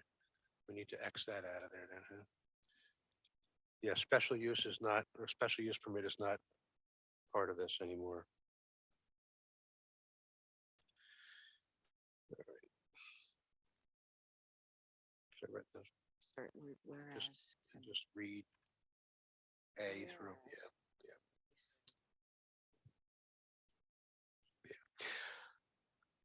Whereas Kingstonian Development Group LLC, here and after the applicant, has submitted a complete application to the City of Kingston Planning Board, here and after Planning Board, for the Kingstonian project consisting of the following. Letters A through G on page 1. Everybody has reviewed A through G? Okay. Whereas the statutory governing authority for the Kingstonian project is set forth within the City of Kingston zoning ordinance, City of Kingston subdivision regulations, associated provisions of sections 20, 27A, 27B, 29, 32, 33, 34, and 83 of the General City Law of New York State. And whereas the Kingstonian project applicants first appeared upon the project application before the Planning Board on December 17th, 2018, and the Kingstonian project has now undergone the following meetings, including multiple public hearings to date. And this is letter I through, this is on page 2, and it continues over into page 3, going down to letters LII. Everybody's reviewed that? Okay. And whereas a comprehensive secret coordinated type 1 action review before 35 involved and interested agencies was conducted by the Planning Board as lead agency, resulting in a December 16th, 2019 negative declaration of environmental significance, which was duly circulated pursuant to 6 NYCRR Part 617.12, letter I. And whereas over the course of a nearly 4-year administrative review process, the following approvals have been granted to the Kingstonian project. Numbers 1 through 5 at the bottom of page 3. Everybody's agreement with that? Continuing over to the top of page 4, numbers 6 through 9. Everybody's acknowledging them? Okay. Whereas the 2.72 plus or minus Kingstonian project is located at 9-17 as that's acres, right? We're going with that? Yes, at 9-17 and 21 North Front Street, section block and lot 48.80-1-25.1 and section block and lot 48.80-1-26. And whereas the complete list of project-related plans for the Kingstonian project as submitted to the planning board is as follows. Letter A, civil drawings sheet index, numbers 1 through 16. That's at the bottom of page 4. Everybody's in agreement with that? Continuing over to page 5, we have the landscape architect drawings sheet index. And we also have the Kingstonian landscape architectural presentation prepared by Studio 39 dated May 19th, 2022. This is on what? What did I say? May 9th, excuse me, 2022. And these indices are on page 5. And they also carry, yes, carry over to page 6. And letter C is the architectural drawings sheet index, also on page 6. Agreement? Yes. Okay. Whereas concurrent administrative reviews were undertaken within the city, with the City of Kingston Historic Landmarks Preservation Commission and the City of Kingston Heritage Area Commission, and the attendance site plan / special use permit submissions in both instances by the applicant, the public and project opponents are all collectively made part of record for consideration herewith, and as set forth as follows. And whereas the planning board held a public hearing on its site plan, on the site plan and the special use permit on May 17th, 2022, and said public hearing was held open until May 24th, 2022 for written comments. All comments received have been published on the City of Kingston website and are available for individual review or by FOIL request with the city clerk's office. And whereas the planning board has received and considered the Ulster County Planning Board June 1st, 2022 recommendation. See discussion set forth below. And whereas the applicant has submitted comprehensive responses to address project-related comments and written submittals, and the applicant has also made project refinements to the Kingstonian project plans, which the planning board has reviewed at length. And whereas the applicant has addressed the public oral and written comments, and the applicant has further satisfactorily addressed all site plan and special use permit criteria as set forth within the City of Kingston zoning law by way of the seeker negative declaration. The entire administrative record, the proceedings had before the City of Kingston Historic Landmarks Preservation Commission, and in consideration of all submittals to the planning board. And whereas the applicant appeared before the City of Kingston Tree Commission on July 21st, 2022, and at said meeting, a decision was reached with conditions and recommendations for landscape plans for public areas. And whereas owing to the previous extensive litigation and continuing anticipated proceedings instituted by project opponents, the planning board has endeavored to comprehensively address the Kingstonian project in light of the special use permit objectives and the site plan objectives. See also December 16th, 2019 seeker negative declaration. Pursuant to the City of Kingston zoning law, as well as in arriving at the resolutions embodied within this decision. And whereas the members of the planning board have read this resolution and decision, know the contents thereof, and desire to adopt the same, subject to the conditions subsequent as set forth herein.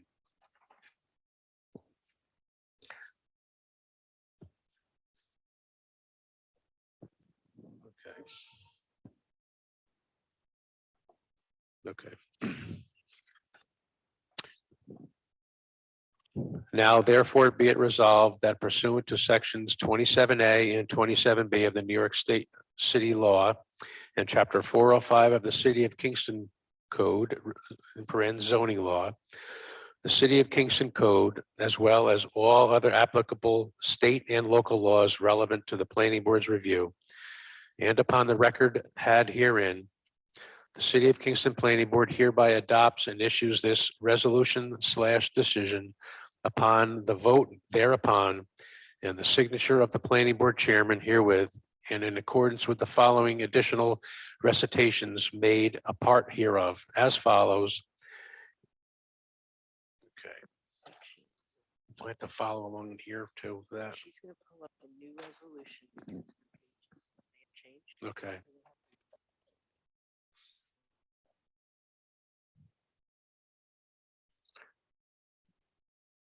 Just page 8? This is page 8. This Okay. stays the same.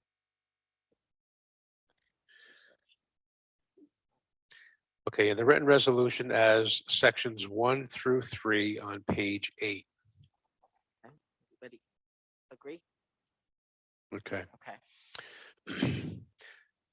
Section 4 pertaining to the payment in lieu of parkland as written and edited on pages 8 and, did we just do it on page? No, we just changed this, so we gotta do the new page numbers.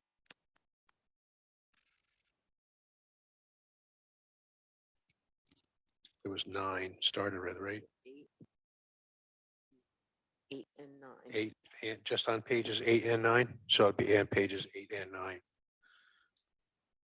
Everybody's in concurrence with that?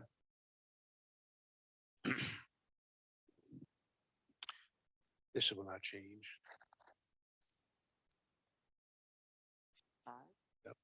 This will be on 9, right? Pay attention to Okay. this anymore.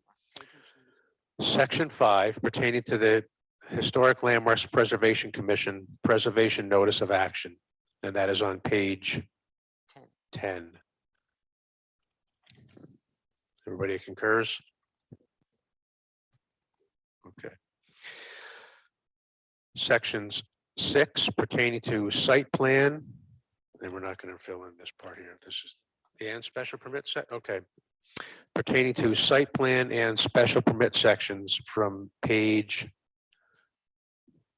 10 to page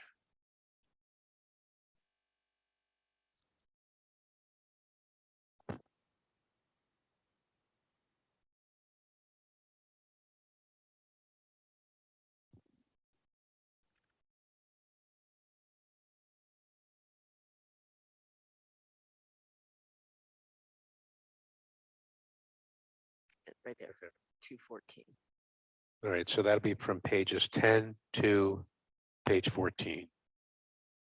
Everybody's good with that? Okay. Sections 7, 8, 9, and 10 pertaining to consistency and determination of other claims. That's from page 14.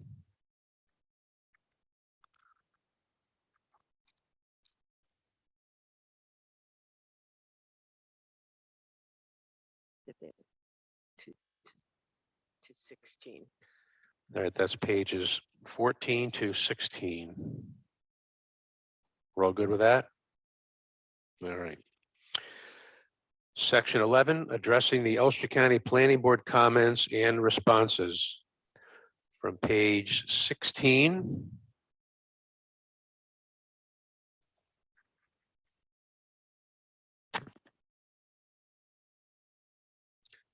To page 17.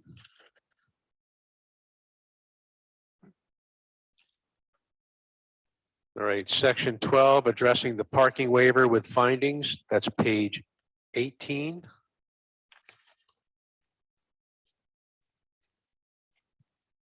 Through page,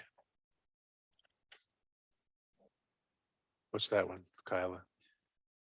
19, 18 through 19. Okay, everybody's good with that? All right. Sections 13 and 14 pertaining to ministerial actions. That's page 19. Is that just page 19? Okay. Good, everybody's good with that?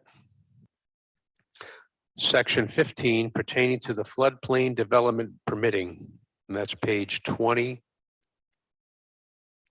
No, 19, sorry, 19. And that's it, right? Page 19. Good. Sections 16 and 17 pertaining to incorporating and complying with all decisions and standards. And that is page 19 and 20, 19 through 20. We're good? All right. Section 18 pertaining conditions of approval listed in items letter I through letters XV. And that is pages, is that continuing from 20 or 21?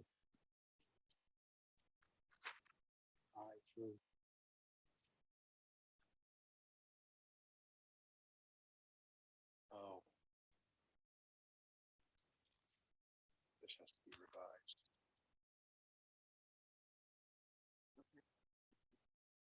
Okay, that's section 18. Do we have to strike that? So that'll move all the other letters. So, no, it will, in section 18,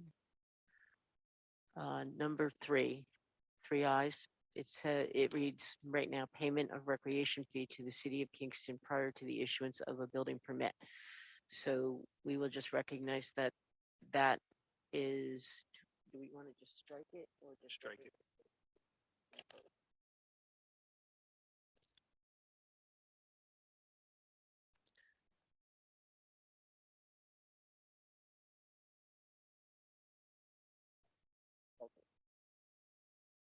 Okay. That moves up everything else. Good. So that'll be now, thank you, Barb. That'll be through letters I through Right, but if you want to XIV. accept, and then you can, We'll give her back her working copy.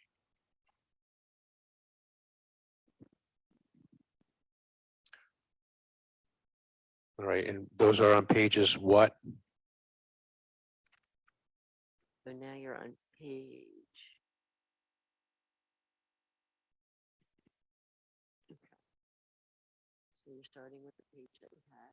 That's page 20 through 21, 21, 20 through 21.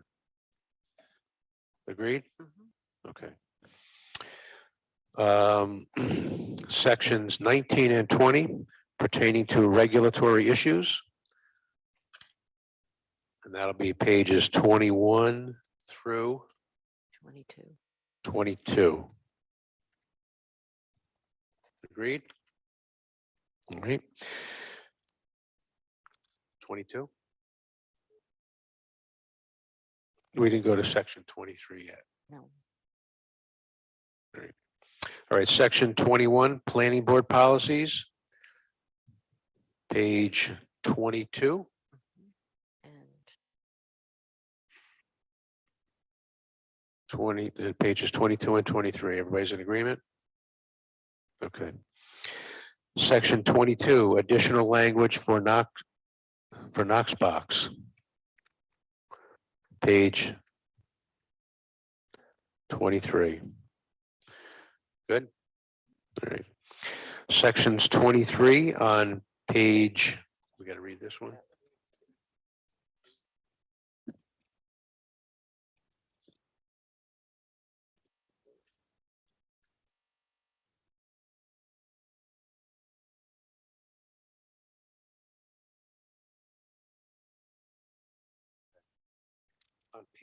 On page 23, there is a spot for board policies 18 and 18A that has to be stricken, which is recreation fee in lieu of public parkland.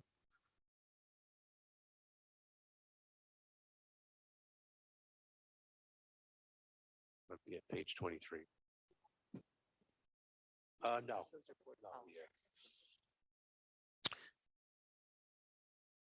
Okay, section 23. This is on page 23.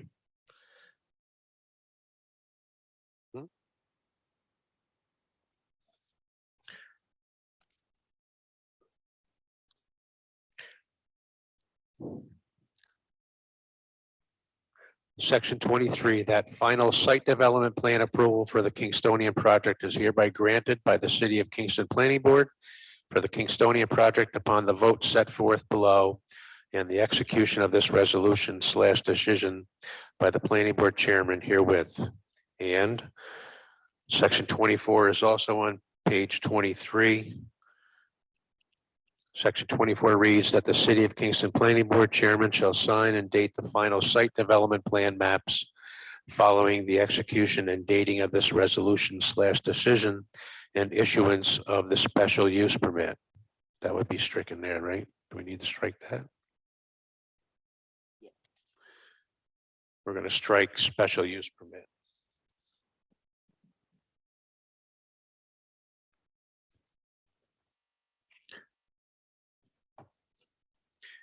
And section 25, which is also on page 23, section 25 reads that this resolution shall take effect immediately.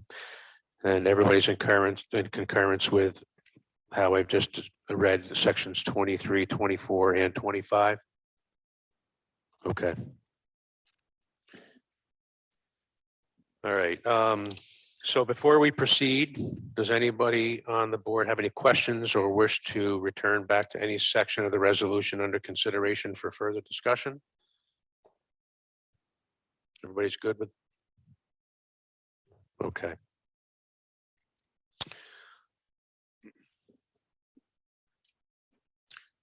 Okay, at this time, I'll make a motion that we adopt this resolution. Do I have a second? Second by Matt Gillis. All in favor, Wayne Platt is a yes. Charles Palaco. Robert Jacobson. Matthew Gillis. Yes. Vince Archer. Okay, excuse me. It is adopted. Now I'm gonna choke. Thank you, folks. Yeah, I got a little plug here. Yeah. Right at the end of the whole thing. Whew. Okay.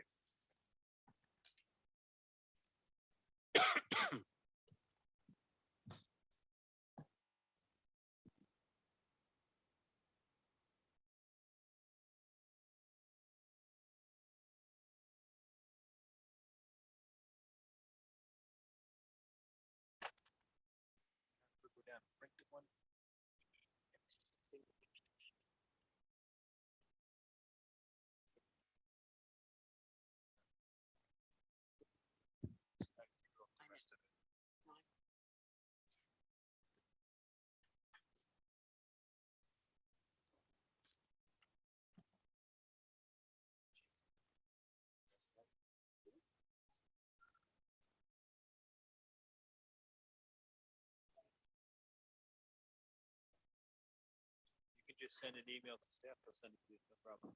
Copy that letter, distribute. Send you an email.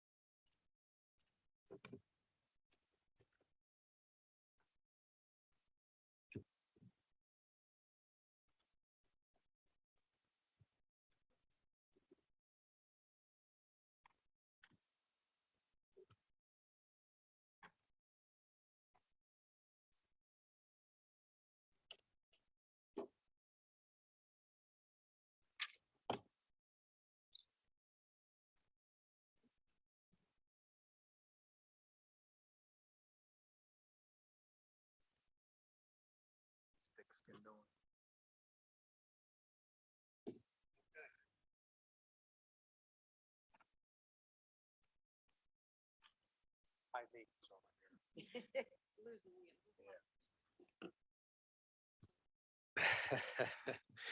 All right, what time is it here? 8:18.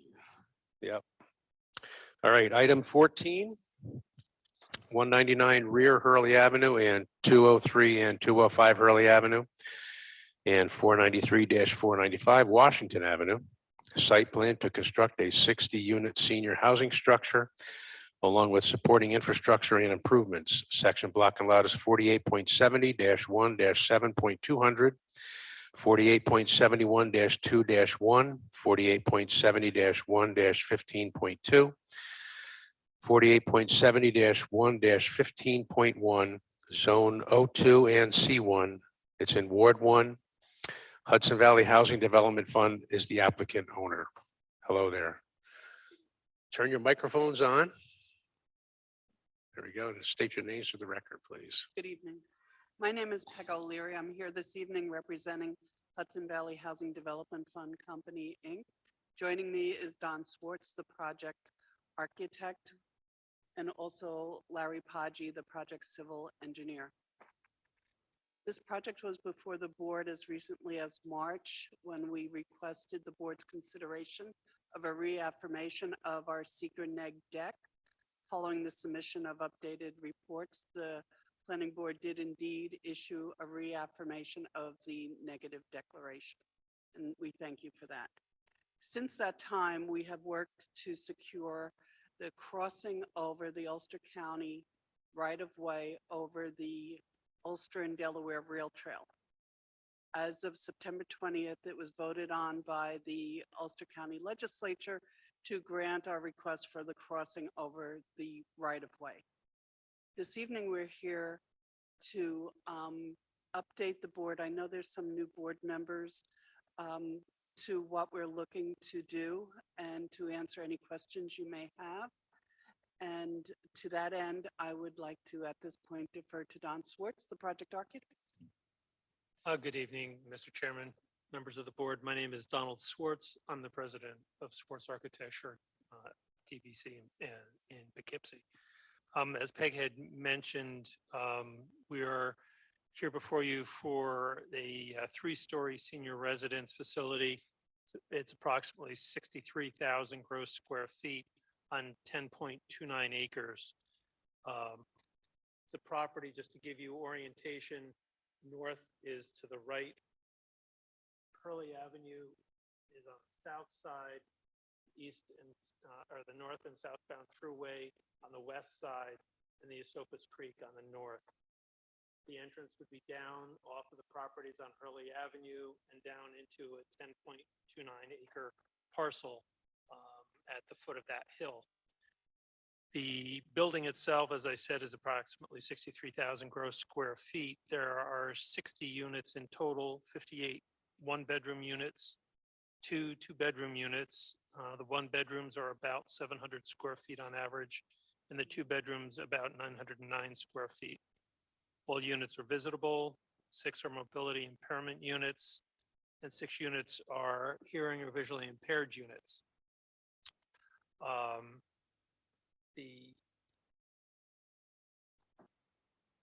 property itself, as you come down off of Hurley and come into it, the parcel proper, parking is on the west side, on the thruway side. This is a landscape plan, but it's a combination of landscape and other site features. The thruway is heavily buffered at this point. We have a parking lot, as I say, on the west that's comprised of 47 spaces. There are 49 spaces. There are 39, am I correct on that? Yes, 47 spaces. There are 37 conventional parking spaces, and abutting the curb facing the building, 10 handicap spaces. There are sidewalks to a portico at the main entrance on the west side, and then you enter the building. There are, although the building looks asymmetrical, this is really just a mirror off of a central core. So it's a fairly symmetrical building. There are sidewalks out and about both the north and the south sides, and they come up onto a central patio that overlooks the balance of the property to the east in the Esopus Creek. Along that walkway on the outside, as I said, there are various landscape beds, as you can see. park benches for walking and sitting.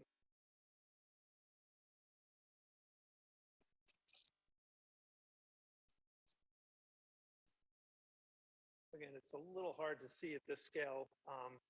We've now reversed and the throughway is down at the bottom of this page. Walking in, there's a central core that goes out onto a patio through a community space.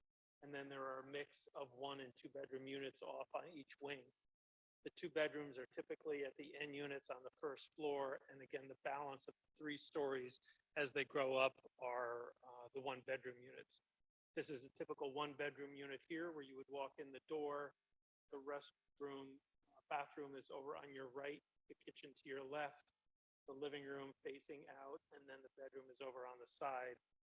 In the 2 bedroom, again, walking in through the front door, the restroom is again on your right-hand side and the kitchen on your left. In this instance, with the living room in the center, we have a residence bedroom over on the right-hand side, and then potentially a caregiver or another occupant's bedroom on the left side.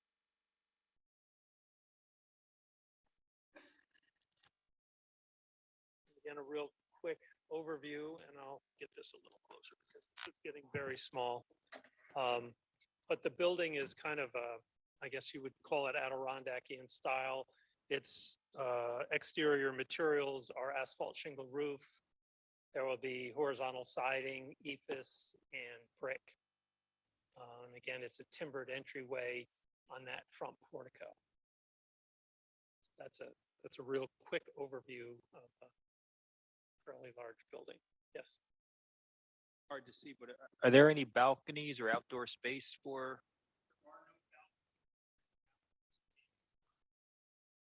Side, which overlooks the balance of the property towards the Esopus Creek. That'll be for residents to. That is residential. Yeah, it's for all the residents to use as a community space. And it goes out onto an outdoor patio. And I believe the plan has walking paths around the perimeter Around the perimeter of the of building, the up on the building pad. itself, like, with some places to stop and sit. That is correct. Okay.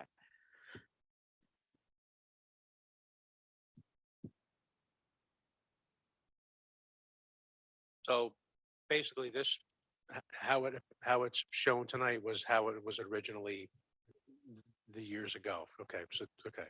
Because I'm one of the old eyes still on the board. I just want to make sure that I'm seeing it properly, so. Not seen as well as he used to. He's not seen as well The as. he used drawings to. have gotten Yeah. smaller. Excuse me. One of the major changes, not architecturally, is that we're doing 0 fossil fuel. So we're going with the complete, no fossil fuel. The only exception is that we will have a backup generator for the common space, which will be diesel fueled. But aside from that, there will not be gas or oil. And how do you go about it? Explain how you accomplish that. Is it, you're gonna have solar on there, right? Or? No, we're not doing solar. We're strictly doing electric. Okay. And to that end, we had our mechanical engineer calculate the load, and Central Hudson has confirmed to us that they have more than sufficient capacity. And what? Does this diesel generator, it's gonna cover the common spaces, but I presume it's also, it's gonna cover heating in the building for wintertime? No, So what happens when we have an ice storm like we had and we're out of power? the community space, there's a term for it, shelter in place, has to accommodate the number of potential tenants in the building that could congregate in that space. So that space for- will be heated then? off That the space backup will be generator. heated. The electric will be also on, so in case anyone has oxygen, Okay. anything of that sort. Also, the emergency lights in the elevator will be operated on the generator. Understood.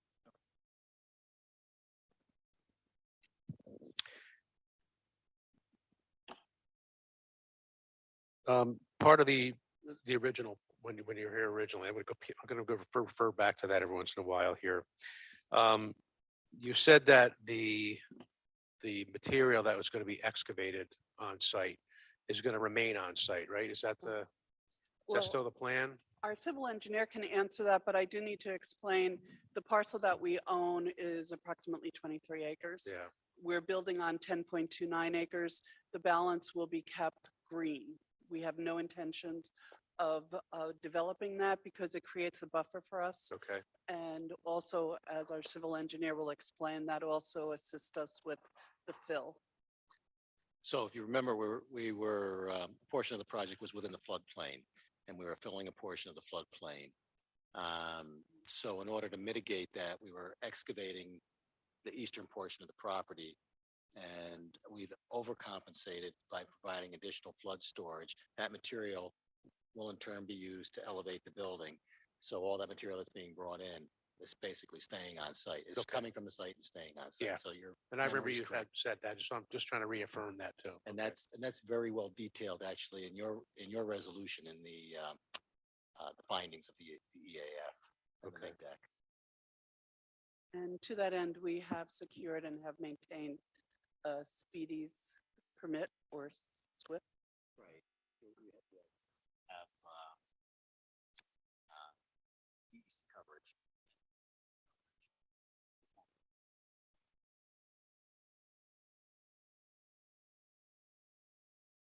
There was a variance that had been gotten, received, and I know you've gone back and gotten it renewed a couple of times.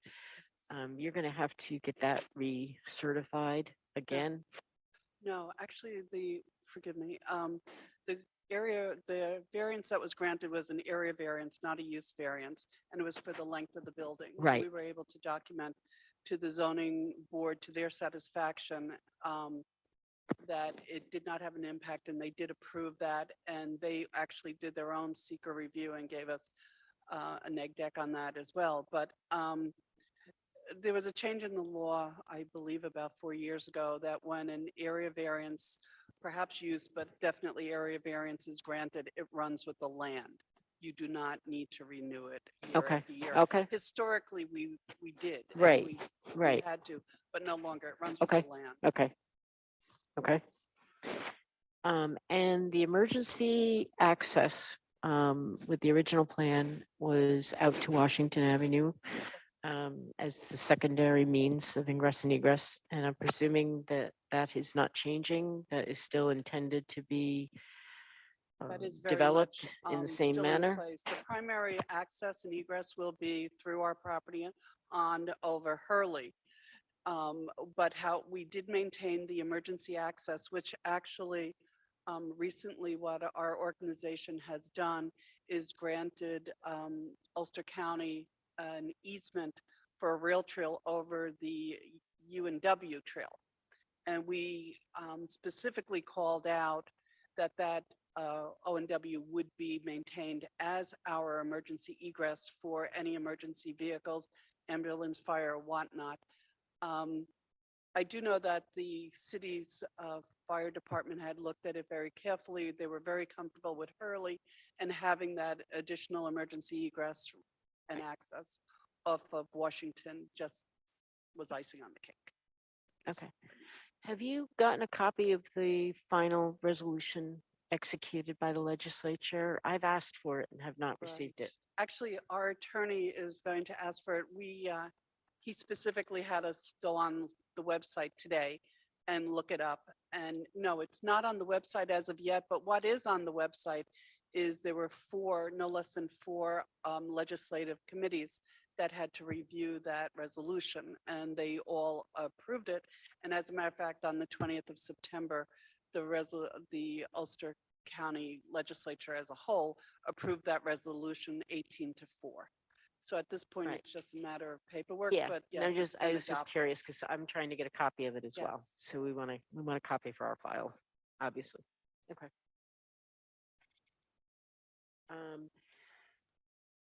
One thing I would like to do, because a lot of time has passed since the original site plan was looked at. There have been multiple changes in city agencies. So one thing I would probably like to do is to get a meeting together with you, with our new city engineer, also with their new water department superintendent, our new building inspectors, and our office and just go through these plans to make sure that there haven't been any other statutory changes or that anything should be brought to light before the board issues a final site plan. And that's, we can address that internally as a meeting, and I'd like to do it at one meeting with everybody at the table. If you Yes. guys are open to that, good. Okay. Absolutely. Good.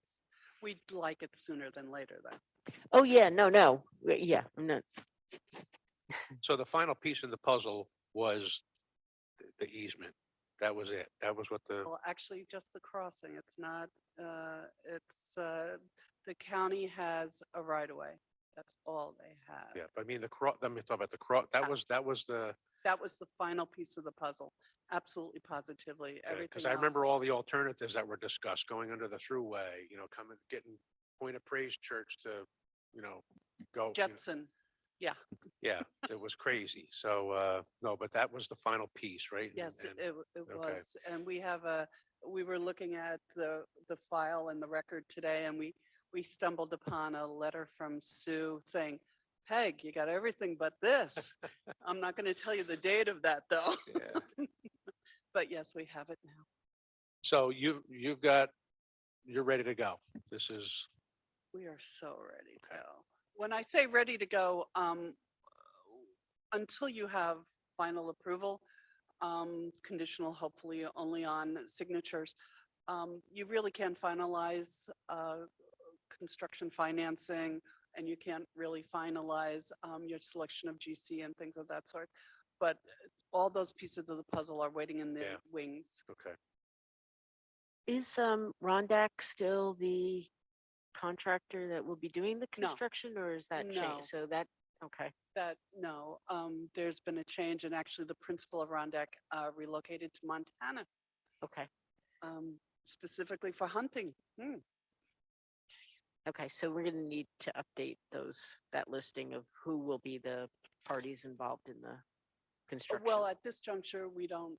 You don't have have a somebody. GC selected. Okay, We will be doing a negotiation of that. okay, And again, we really will want to get our construction documents beyond just the schematic phase so that we get a solid number there.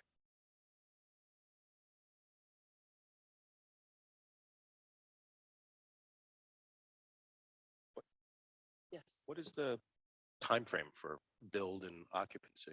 Uh, Financing is really, really tough because of the market that we target. We're targeting seniors.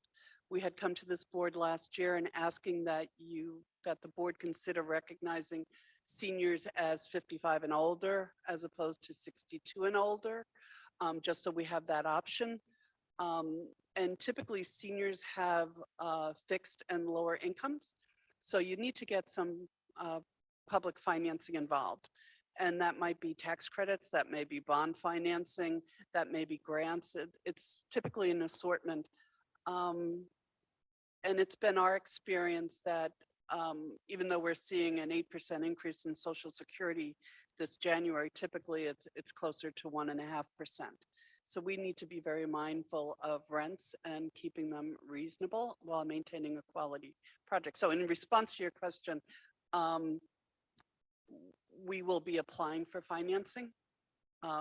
Applying for financing will be tremendously enhanced by having final conditional approval. And also because of our organization's track record, we've been doing this now for 40 years. And between the three of us, we've been doing this. Yeah. So we will be going for financing. I do want to also say that, of course, we've done our market study, so we know there's a need. But we've also worked with a number of the city's agencies to document the need as well. And we have signed agreements with a number of agencies, including the Center for Independent Living. Don mentioned earlier, typically the building code requires a certain percentage to be handicapped accessible and adapted and whatnot. We go far beyond that. Only because, especially for seniors, especially if there hasn't been a lot of senior housing built, senior housing becomes obsolete almost overnight. And if you have appropriate senior housing with emergency call buttons and accessible and adapted, seniors can live. We have a tenant who's 103. And probably a good part of our 300 almost seniors are in their 80s and 90s and still want to do line dancing. Sorry.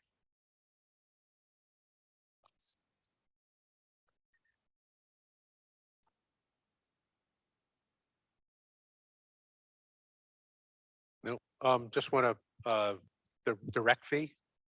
There's a new fee schedule. Yes, sir. Okay. You're aware of that? Yes, sir. Okay. So it's $3,000 with the first 4 exempt, and that would bring the fee up to $168,000. I'm just, Apparently, I wasn't aware of the new fee, okay. but I am now. Okay, I'm just making that known. So, okay. Like, will you be coming to the city of Kingston for a pilot? Actually, we did speak with the assessor. We were looking to, yes, do it based on the 581A, and that's how we calculated the taxes. Yes. Oh, much easier. Yes, but we would like it memorialized in a pilot. So our, one of our attorneys, Patrick Seeley, has been in touch with the assessor on that. Any other questions tonight? Well, it's good to see you back here. again. Okay. Thank you so very, All right. very much. Now, And hopefully we can be back next month Yeah. after meeting with all of your professionals. Yes. Oh, I'm so grateful. Thank you all so Okay. very much. And it's so great to see you all again. All right. Hopefully it won't be another 10 years, but Yeah. thank you. Okay, at this time, I make a motion that we table item number 14, seconded by Robert Jacobson. All in favor? Aye. Opposed? Carried. All right, thank you. That now? Okay. Yeah, copy that. All right, item 15 is 24-26 Hunter Street. No, okay, we'll move on to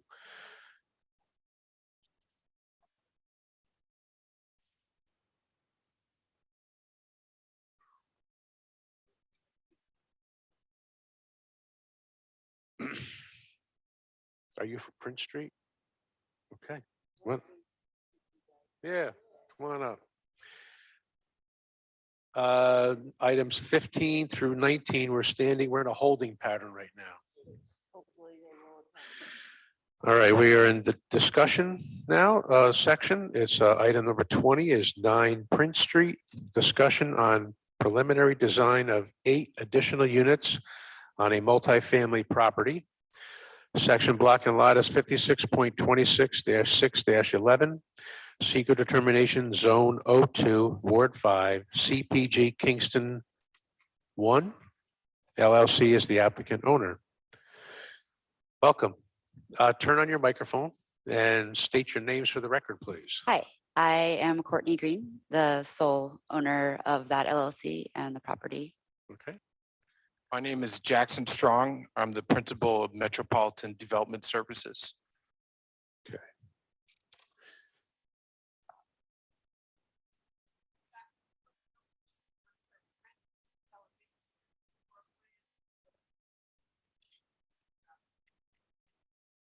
I suppose, I can just say something. really quickly. Some of you, I think, were on the board last year, or maybe a lot of you. It was over Zoom, so I didn't really get people's faces as well, but I was here, or not here. Was it for Shufelt Street? No, it was 9 Prince Street, but it was Foxhall. It was 55 Foxhall before, and then the city requested an address Yeah, change okay. because of the emergency access. So I was here, and some of you may remember too. It's a large parcel with that had 2 existing buildings on it, as well as a parcel of land. And the first thing I did was turn the main building into 3 apartments. And then I came last year to get approval to turn the garage and back into 3 more. And that's just finished in the last couple of weeks. And now sort of moving ahead with phase 3 of the overall vision, which was to build some new units on the corner parcel there. So that's sort of the background. If any of you pass by, you've probably seen it all taking shape over the last, well, that's what it used to look like. It doesn't look like that anymore. We had some pictures that he couldn't download of how it looks now, but I guess maybe they're not, yeah. Right. Okay.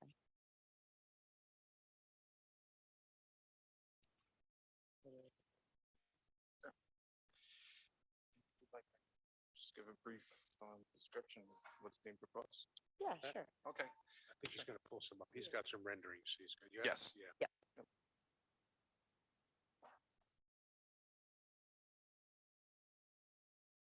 Okay, well, I'll just kind of give a brief description of the project. First of all, thank you for the opportunity to present the conceptual design. We wanted to solicit some feedback prior to our formal submission before the planning board. And what we've proposed here on this lot within the O2 zoning district is an 8-unit apartment building, 4 of which will be 1-bedroom units on the ground floor, 4 of which will be 3-bedroom, 2-bathroom duplexes above them. They are kind of arranged kind of like a 4-pack in the sense that the units mirror each other on all sides, and therefore equal amount of light and air is provided to each unit. We wanted to fit within the confines of the zoning code. We don't request any variances, but we would love to have some guidance, especially things around the site or the fencing around the perimeter. But we wanted to kind of fit in with the intent of the code. And this is the first infill project that Courtney is doing beyond the renovation for small scale infill development. And our objective with this design was to create a design where the overall construction costs could be kept at a reasonable level, so resources can be also provided to make it to enhance the aesthetic appearance in the neighborhood. We wanted to choose a design that ties in with some of the existing brick building vernacular, but it's also low scale. It's 3-story structure. And we believe that it would complement and be an improvement to the neighborhood fabric and help create the walkable pedestrian environment that I believe the intent behind a lot of the planning code and the new zoning code updates are trying to achieve. And just to point out also, there is 12 parking spaces that are proposed as part of the site. If you look at the zoning standards table, technically as of right, it would require 16. However, there is a provision in your zoning code that allows the board to waive some of those requirements if the site is within 400 feet of a municipal parking lot, which this is. This is actually just a couple blocks away from here. It's almost around the corner, and it is within 400 feet of this municipal parking lot. And we're just seeking a small reduction because if there were 16 spaces, it would create a significant amount of asphalt coverage in the rear yard. And we're hoping to create some open spaces, especially on that ground floor. While still making sure every unit has parking, just Absolutely. not excessive parking. Yes, if I think we have just a couple other renderings. We have a couple site plans.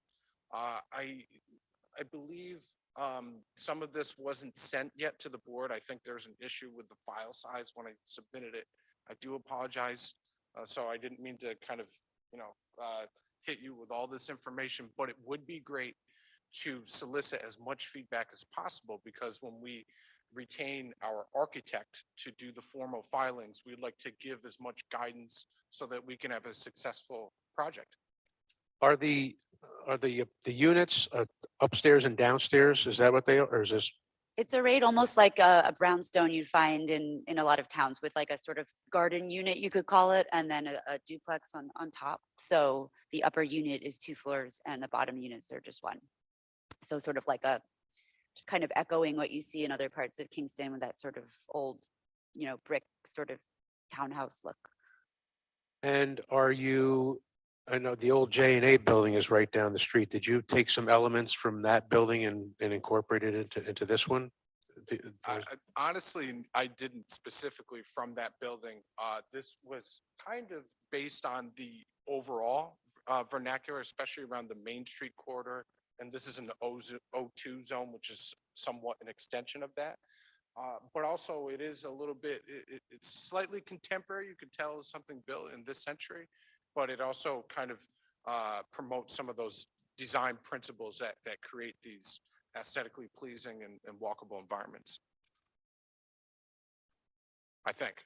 One thing I think would be helpful in evaluating the project would be to put this in the context of the neighboring properties. I Okay? think in some other I did take I did just put together like a collage of the surrounding properties. Kyla, I think that should be in that file, if you could show it. Most of the properties around that are surrounding, as you can see, they're 2, 3-story structures. They're using vinyl siding. So this building, it doesn't necessarily fit that exact vernacular, but it is somewhat an extension of the Main Street. And we believe that although it is somewhat different, it is also kind of contiguous with the other vernacular within the Kingston. Right. What I was thinking was to take these type of existing neighborhood shots and show how the building is with them. Yes. I'm not like, putting 2 of them together, kind of making Absolutely, a okay. composite. Basically visuals, because you got a building on And the I- hill. yeah. you have I think there was one rendering that at least showed the other buildings on the site in relation to this, I believe there's With the one that elevations. shows on the site. that at least gives a better context of how it fits in with the actual site. It's not that, there's sort of like a more, See there, it appears that with that image, it looks almost like the entire site is flat. And we know that's not the case. Wouldn't be able Well, to, I you can would just provide ask that for image. suggestions when you come Yes. back, and Yeah. basically the board would like that to we see did some have something visuals. like that, but yes, the main house is actually on a hill, so this actually is not taller than it. So we're looking at visuals that looking like going down Foxhole Avenue, Yes. going down Prince Street, this in relation to the other buildings and the garages in the back. We're looking for basic topography and how does all of this fit together? Right. Okay, duly noted. Is the plan to excavate the entire hill? No, No, 'Cause is that rock, basically a rock? in there? there's a lot of rock. That corner parcel is largely flat right there, and then it goes up, so it's to not go into as much of the hill as possible, really, And, as you if can I see. may, also just to Yeah. elaborate on that question. We did look at the portion of the site where this footprint would lie, and there would be some cut required in that hill, but what we intend to do is simply kind of level it across this portion of the site where the footprint will be. So maybe about 1.5 feet above its current elevation. So that way there's no fill being carted out of the site. Okay. And there's a retaining wall there too right now, right? Is there? Or No. did I see a picture that had the The wall retaining wall? further There's a down wall towards the down other- there toward the end. Oh, okay. This site would be largely in this sort of flatter area over here. And it sort of has a longer, narrow shape with the 4 townhouses to kind of fit it into that footprint without kind of going into this rocky outcropping or all these sort of landmines that you hit in every direction. Along with those visuals, we'll probably need some type of preliminary site plan showing the parking. Actually, Yes. Just, well, we're staying on the visual for a Sure. second. This is, One of the things I wanted to mention is that I think something I would like to see is more a street facing kind of design. I'm seeing like the backside of a building on a corner, I'd rather see that be the front face of the building. But, right now it's a stockade fence at the corner and I'm seeing the backside of the building. I'm not seeing the front of the building. I would like to see it more oriented to the street versus to the inside of the site. I also think your fence, which looks like a 6-foot fence, technically you're gonna only be allowed a 4-foot fence because you're on a corner, so it doesn't meet code. So you might as well incorporate those two sides as being more the front of the building streetscape and then just put your parking in the back. Also, just for clarification, the facade, it's the same facade elevation on each side, just to give you an idea of, Right, what it looks like. versus on like the a front versus the and a back. But and I wanted to just follow up on that, when you say street facing facade, anything specific I should note that would kind of maybe achieve that design So goal? I'm just thinking, as you're walking down the street, like, and just visualizing all of the other houses, they're coming out onto the street. That's where their entry is. And so they have a presence Well, on the street. This to me doesn't have that. But the applicant had mentioned Brownstone's garden apartment. When you look on the print side, you have a pair of stairs going up to your 2 doors. Yes. Presumably, there's also some type of an entranceway to the garden apartment. Right. We would expect that probably on the Foxwell Avenue side, you'd have something similar. Well, it's complicated because of the corner lot orientation and the fact that all the parking is in the back already. So the back and the front is a Or little you bit, have- Do you have only one entrance into the units? yes, from the side where their cars would park, just because if people are carrying groceries or, they don't want to park and then go all the way around onto Foxhall, busy road and into their unit. So it didn't make sense to put the front doors on the other side of where the cars would be. So Are there front and rear doors or just front doors? just front doors. Those are bedrooms on the side that's facing the street, so you wouldn't normally have front doors on that side. So it's just, trying to make it practical for the tenants, We'll work on that. and figuring out, We'll figure out some, I think also these corner units on the first floor, there's a bedroom and also a living room. We do have some floor plans also. in the yeah, document. which, can still be modified, obviously. Yeah, absolutely. But I do see, so perhaps something that may help it would be as suggested, like that, to have that entry perhaps on the first floor, like an additional one that is Right. facing the street. I'm sure we could figure something out. Yeah, I'm thinking along, with what the city is looking at transitioning to the form-based code. And I'm thinking with this project, one of those things is to create, streetscapes that are pedestrian friendly and I'm not seeing that happening here in this building.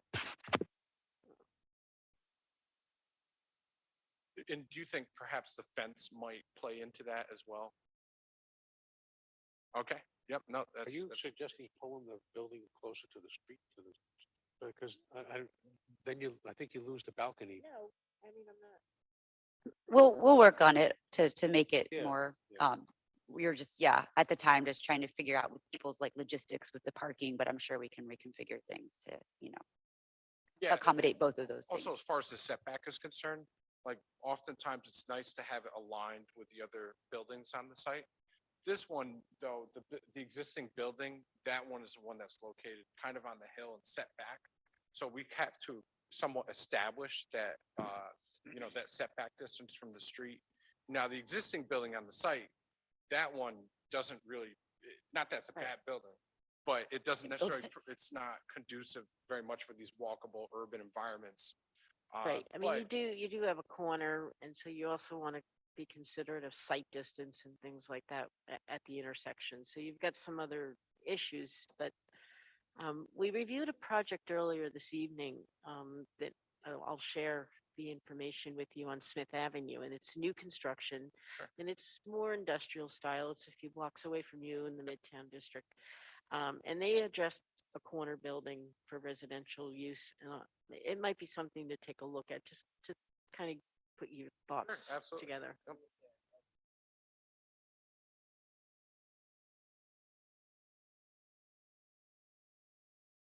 Yep. And perhaps maybe adding some entries on, yep.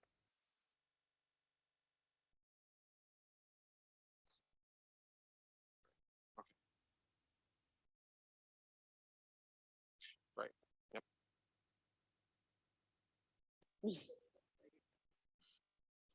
Sure. Right, yeah. Right. I mean, that's what Nice. they're practically going to do, but of course, yeah, appearance.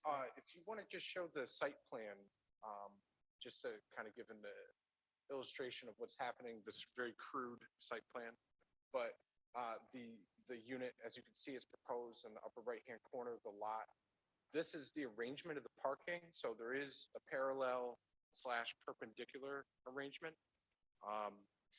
And if it were both to be parallel, first we want to use the existing curb cut. But also having the arrangement perpendicular on both sides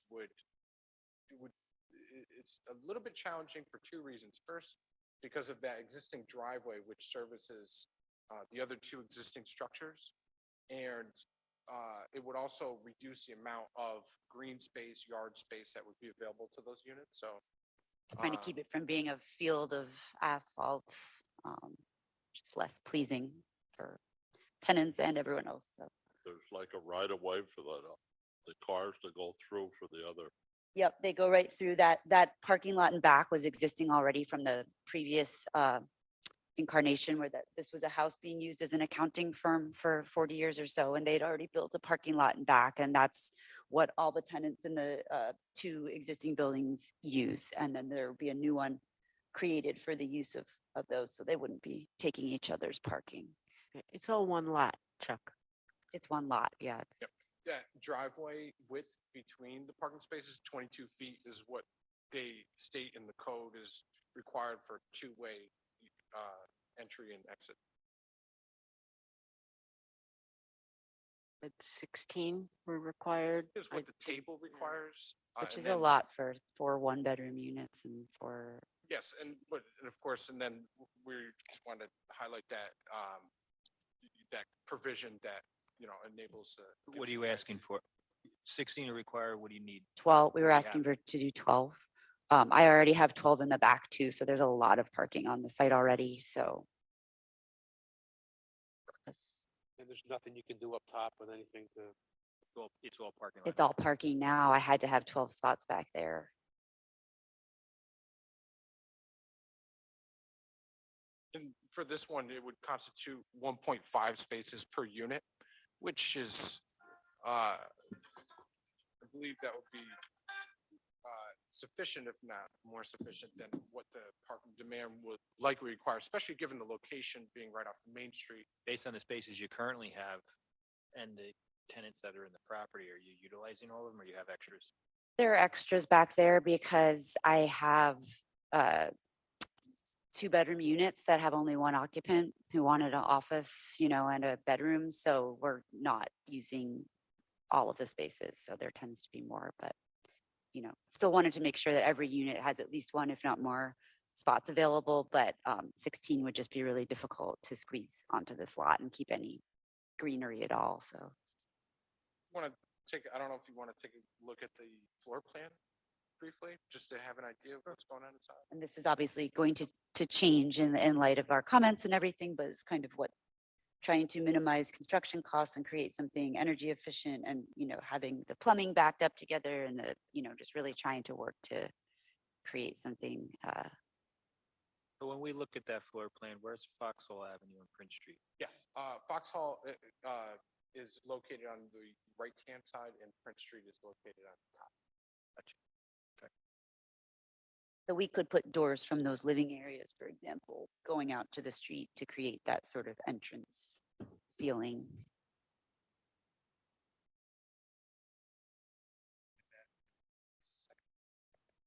So this is the second floor, which is the first floor of the duplex unit. And that quadrant arrangement, again, it allows that equal light and air for each unit. And it allows that load-bearing wall in the middle. The span is about 20 feet from the exterior wall to the load-bearing, and the load-bearing to the other exterior. And that kind of simplifies the construction method. So the entry, this is the second level. Yes. Okay, so this is basically the first level of the duplex, right? The entrance is on Where the is parking lot side access? because we didn't want stairs in the front on facing the street. Internal. Okay, And so then those That entrance is primary on entrance premise. is accessed by a staircase outside? Yes. Yes, but each unit also has its own outdoor space to allow, not feeling like they're living in a cage.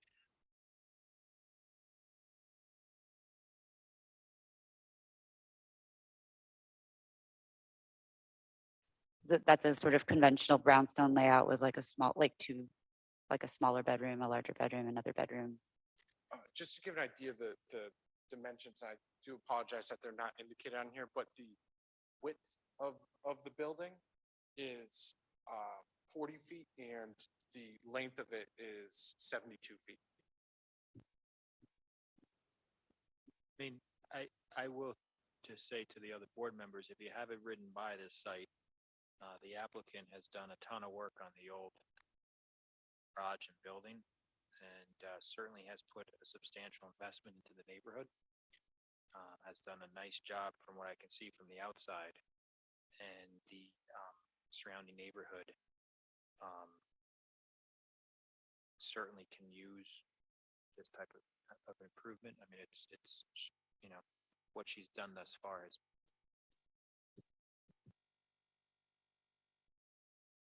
properties that are multifamilies that haven't been necessarily maintained.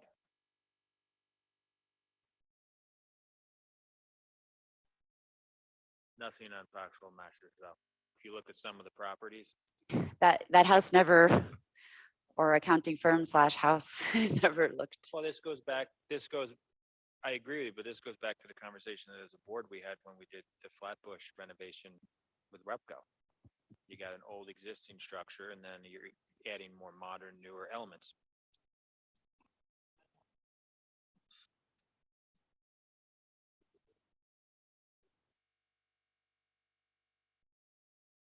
I don't think the people up there were.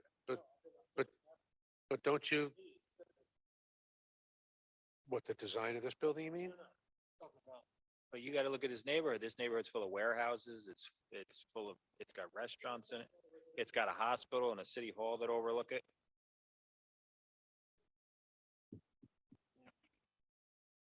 Well, there's 2 doors up is a commercial warehouse. 2 doors up is a commercial warehouse. Yeah, right on the Next corner door of on Fox Hall is a and- larger and- brick building. and, Bill J and A It's building. currently building. boarded up or under renovation or something. There's the dry cleaners. Well, it's gonna be commercial.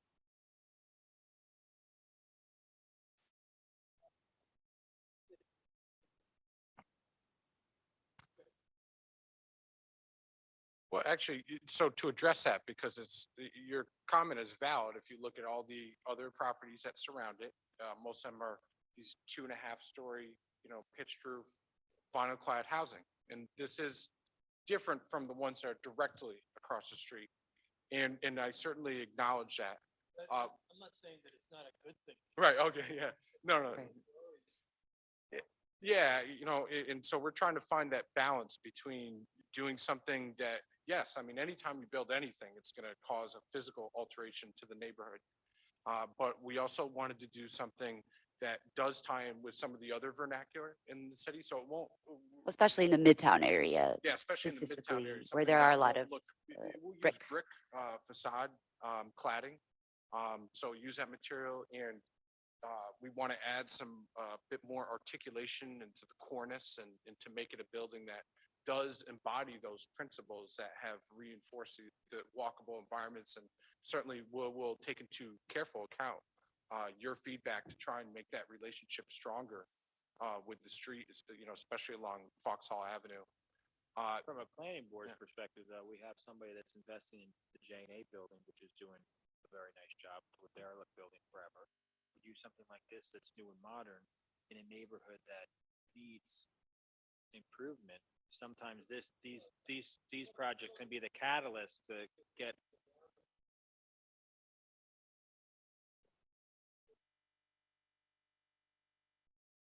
out of the buildings, even across the street.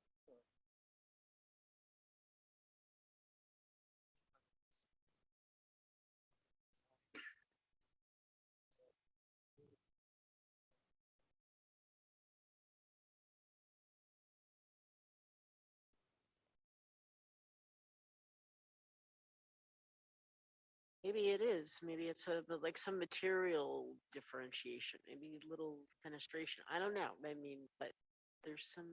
And I'm, Some of those houses are in terrible, terrible condition. Some practically tear downs, so it's hard to say what's going to come of them in the coming. Well, that's kind of why we wanted to go with brick instead of something that's too stark, like all glass building or. Yeah, you nothing know, crazy modern and like, Metal too. paneling, not to say it can't do a great job with that construction, but that was part of it to tie into some of the historical elements. And also just the concept of an arts district where that suggests creativity, change, modernity, people doing all kinds of, creative industries there and not trying to stay sort of mired in too old fashioned of an aesthetic while still respecting that. And I guess that's the Matt, line that you have walk. something? For the next set of renderings. Showing that brick facade, because that's gonna change the whole outlook on this thing and because that would then be much closer to the. Yeah, the the one J&A that building. was brick, it was just a colored brick. Why didn't, that just look like concrete to me? No, it's actually brick, You want to go back to the rendering? but you can get that sort of facade in a lot of different shades. So we were just playing around with different concepts, but it could be, it's actually, if you zoom in, those are actually My bricks. graphics card wasn't that strong. for, But you know, it's all brick. It's just the Oh, color I of couldn't brick. tell that. And For the formal submission that Because that would, we have all that. that would. yeah, and then really you can nicely see rendered maybe down. some different options for that too. And Now, in the middle, those are wood Yeah. rain screen paneling, just to kind of give an Break it. accent. and I like something organic looking mixed in with brick. Otherwise, That'd sometimes look it really feels a little nice. austere. So Yeah, want it to look nice and have something nice to look at for the neighbors across the street 'cause- too, even if it is But somewhat. then that'll tie in with the J&A building, just half a block away and then you have some connectivity. yeah.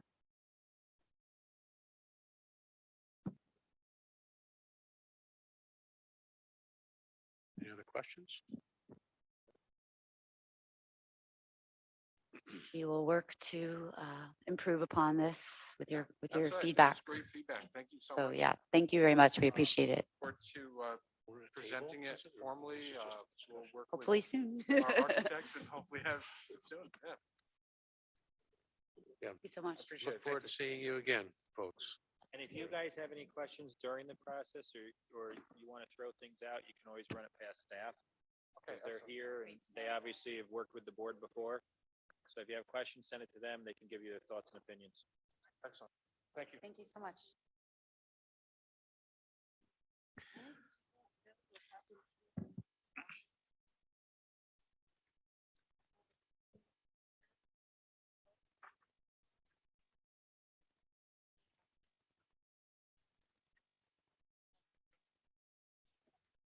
This is number 15 through 19.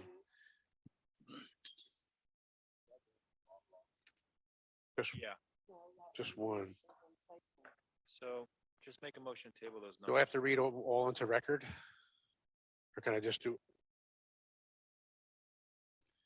Yeah. Okay. Well, items number 15, 16, 17, 18, and 19 deal with 24-26 Hunter Street and 33-35 West Union Street, 24 West Union Street, 25-27 Abeal Street, 38-40 West Union. They deal with site plan, lot line revisions for construction of a 3-unit residential structure. I'm going to be hodgepodge in this thing altogether. Construction of 2, 3 structures and rehabbing the church. Okay. So all of these items I've just mentioned, the applicant is not here tonight. So Robert Jacobson has a motion to table all of those items. Do I have a second on that? Second by Chuck Palaco. All in favor? Aye. Opposed? Carried. And do we have anything else? Okay, I have a motion to adjourn. Do I have a second on that? Chuck Palaco again with the motion with the second on that. All in favor? Aye. Opposed? Carried.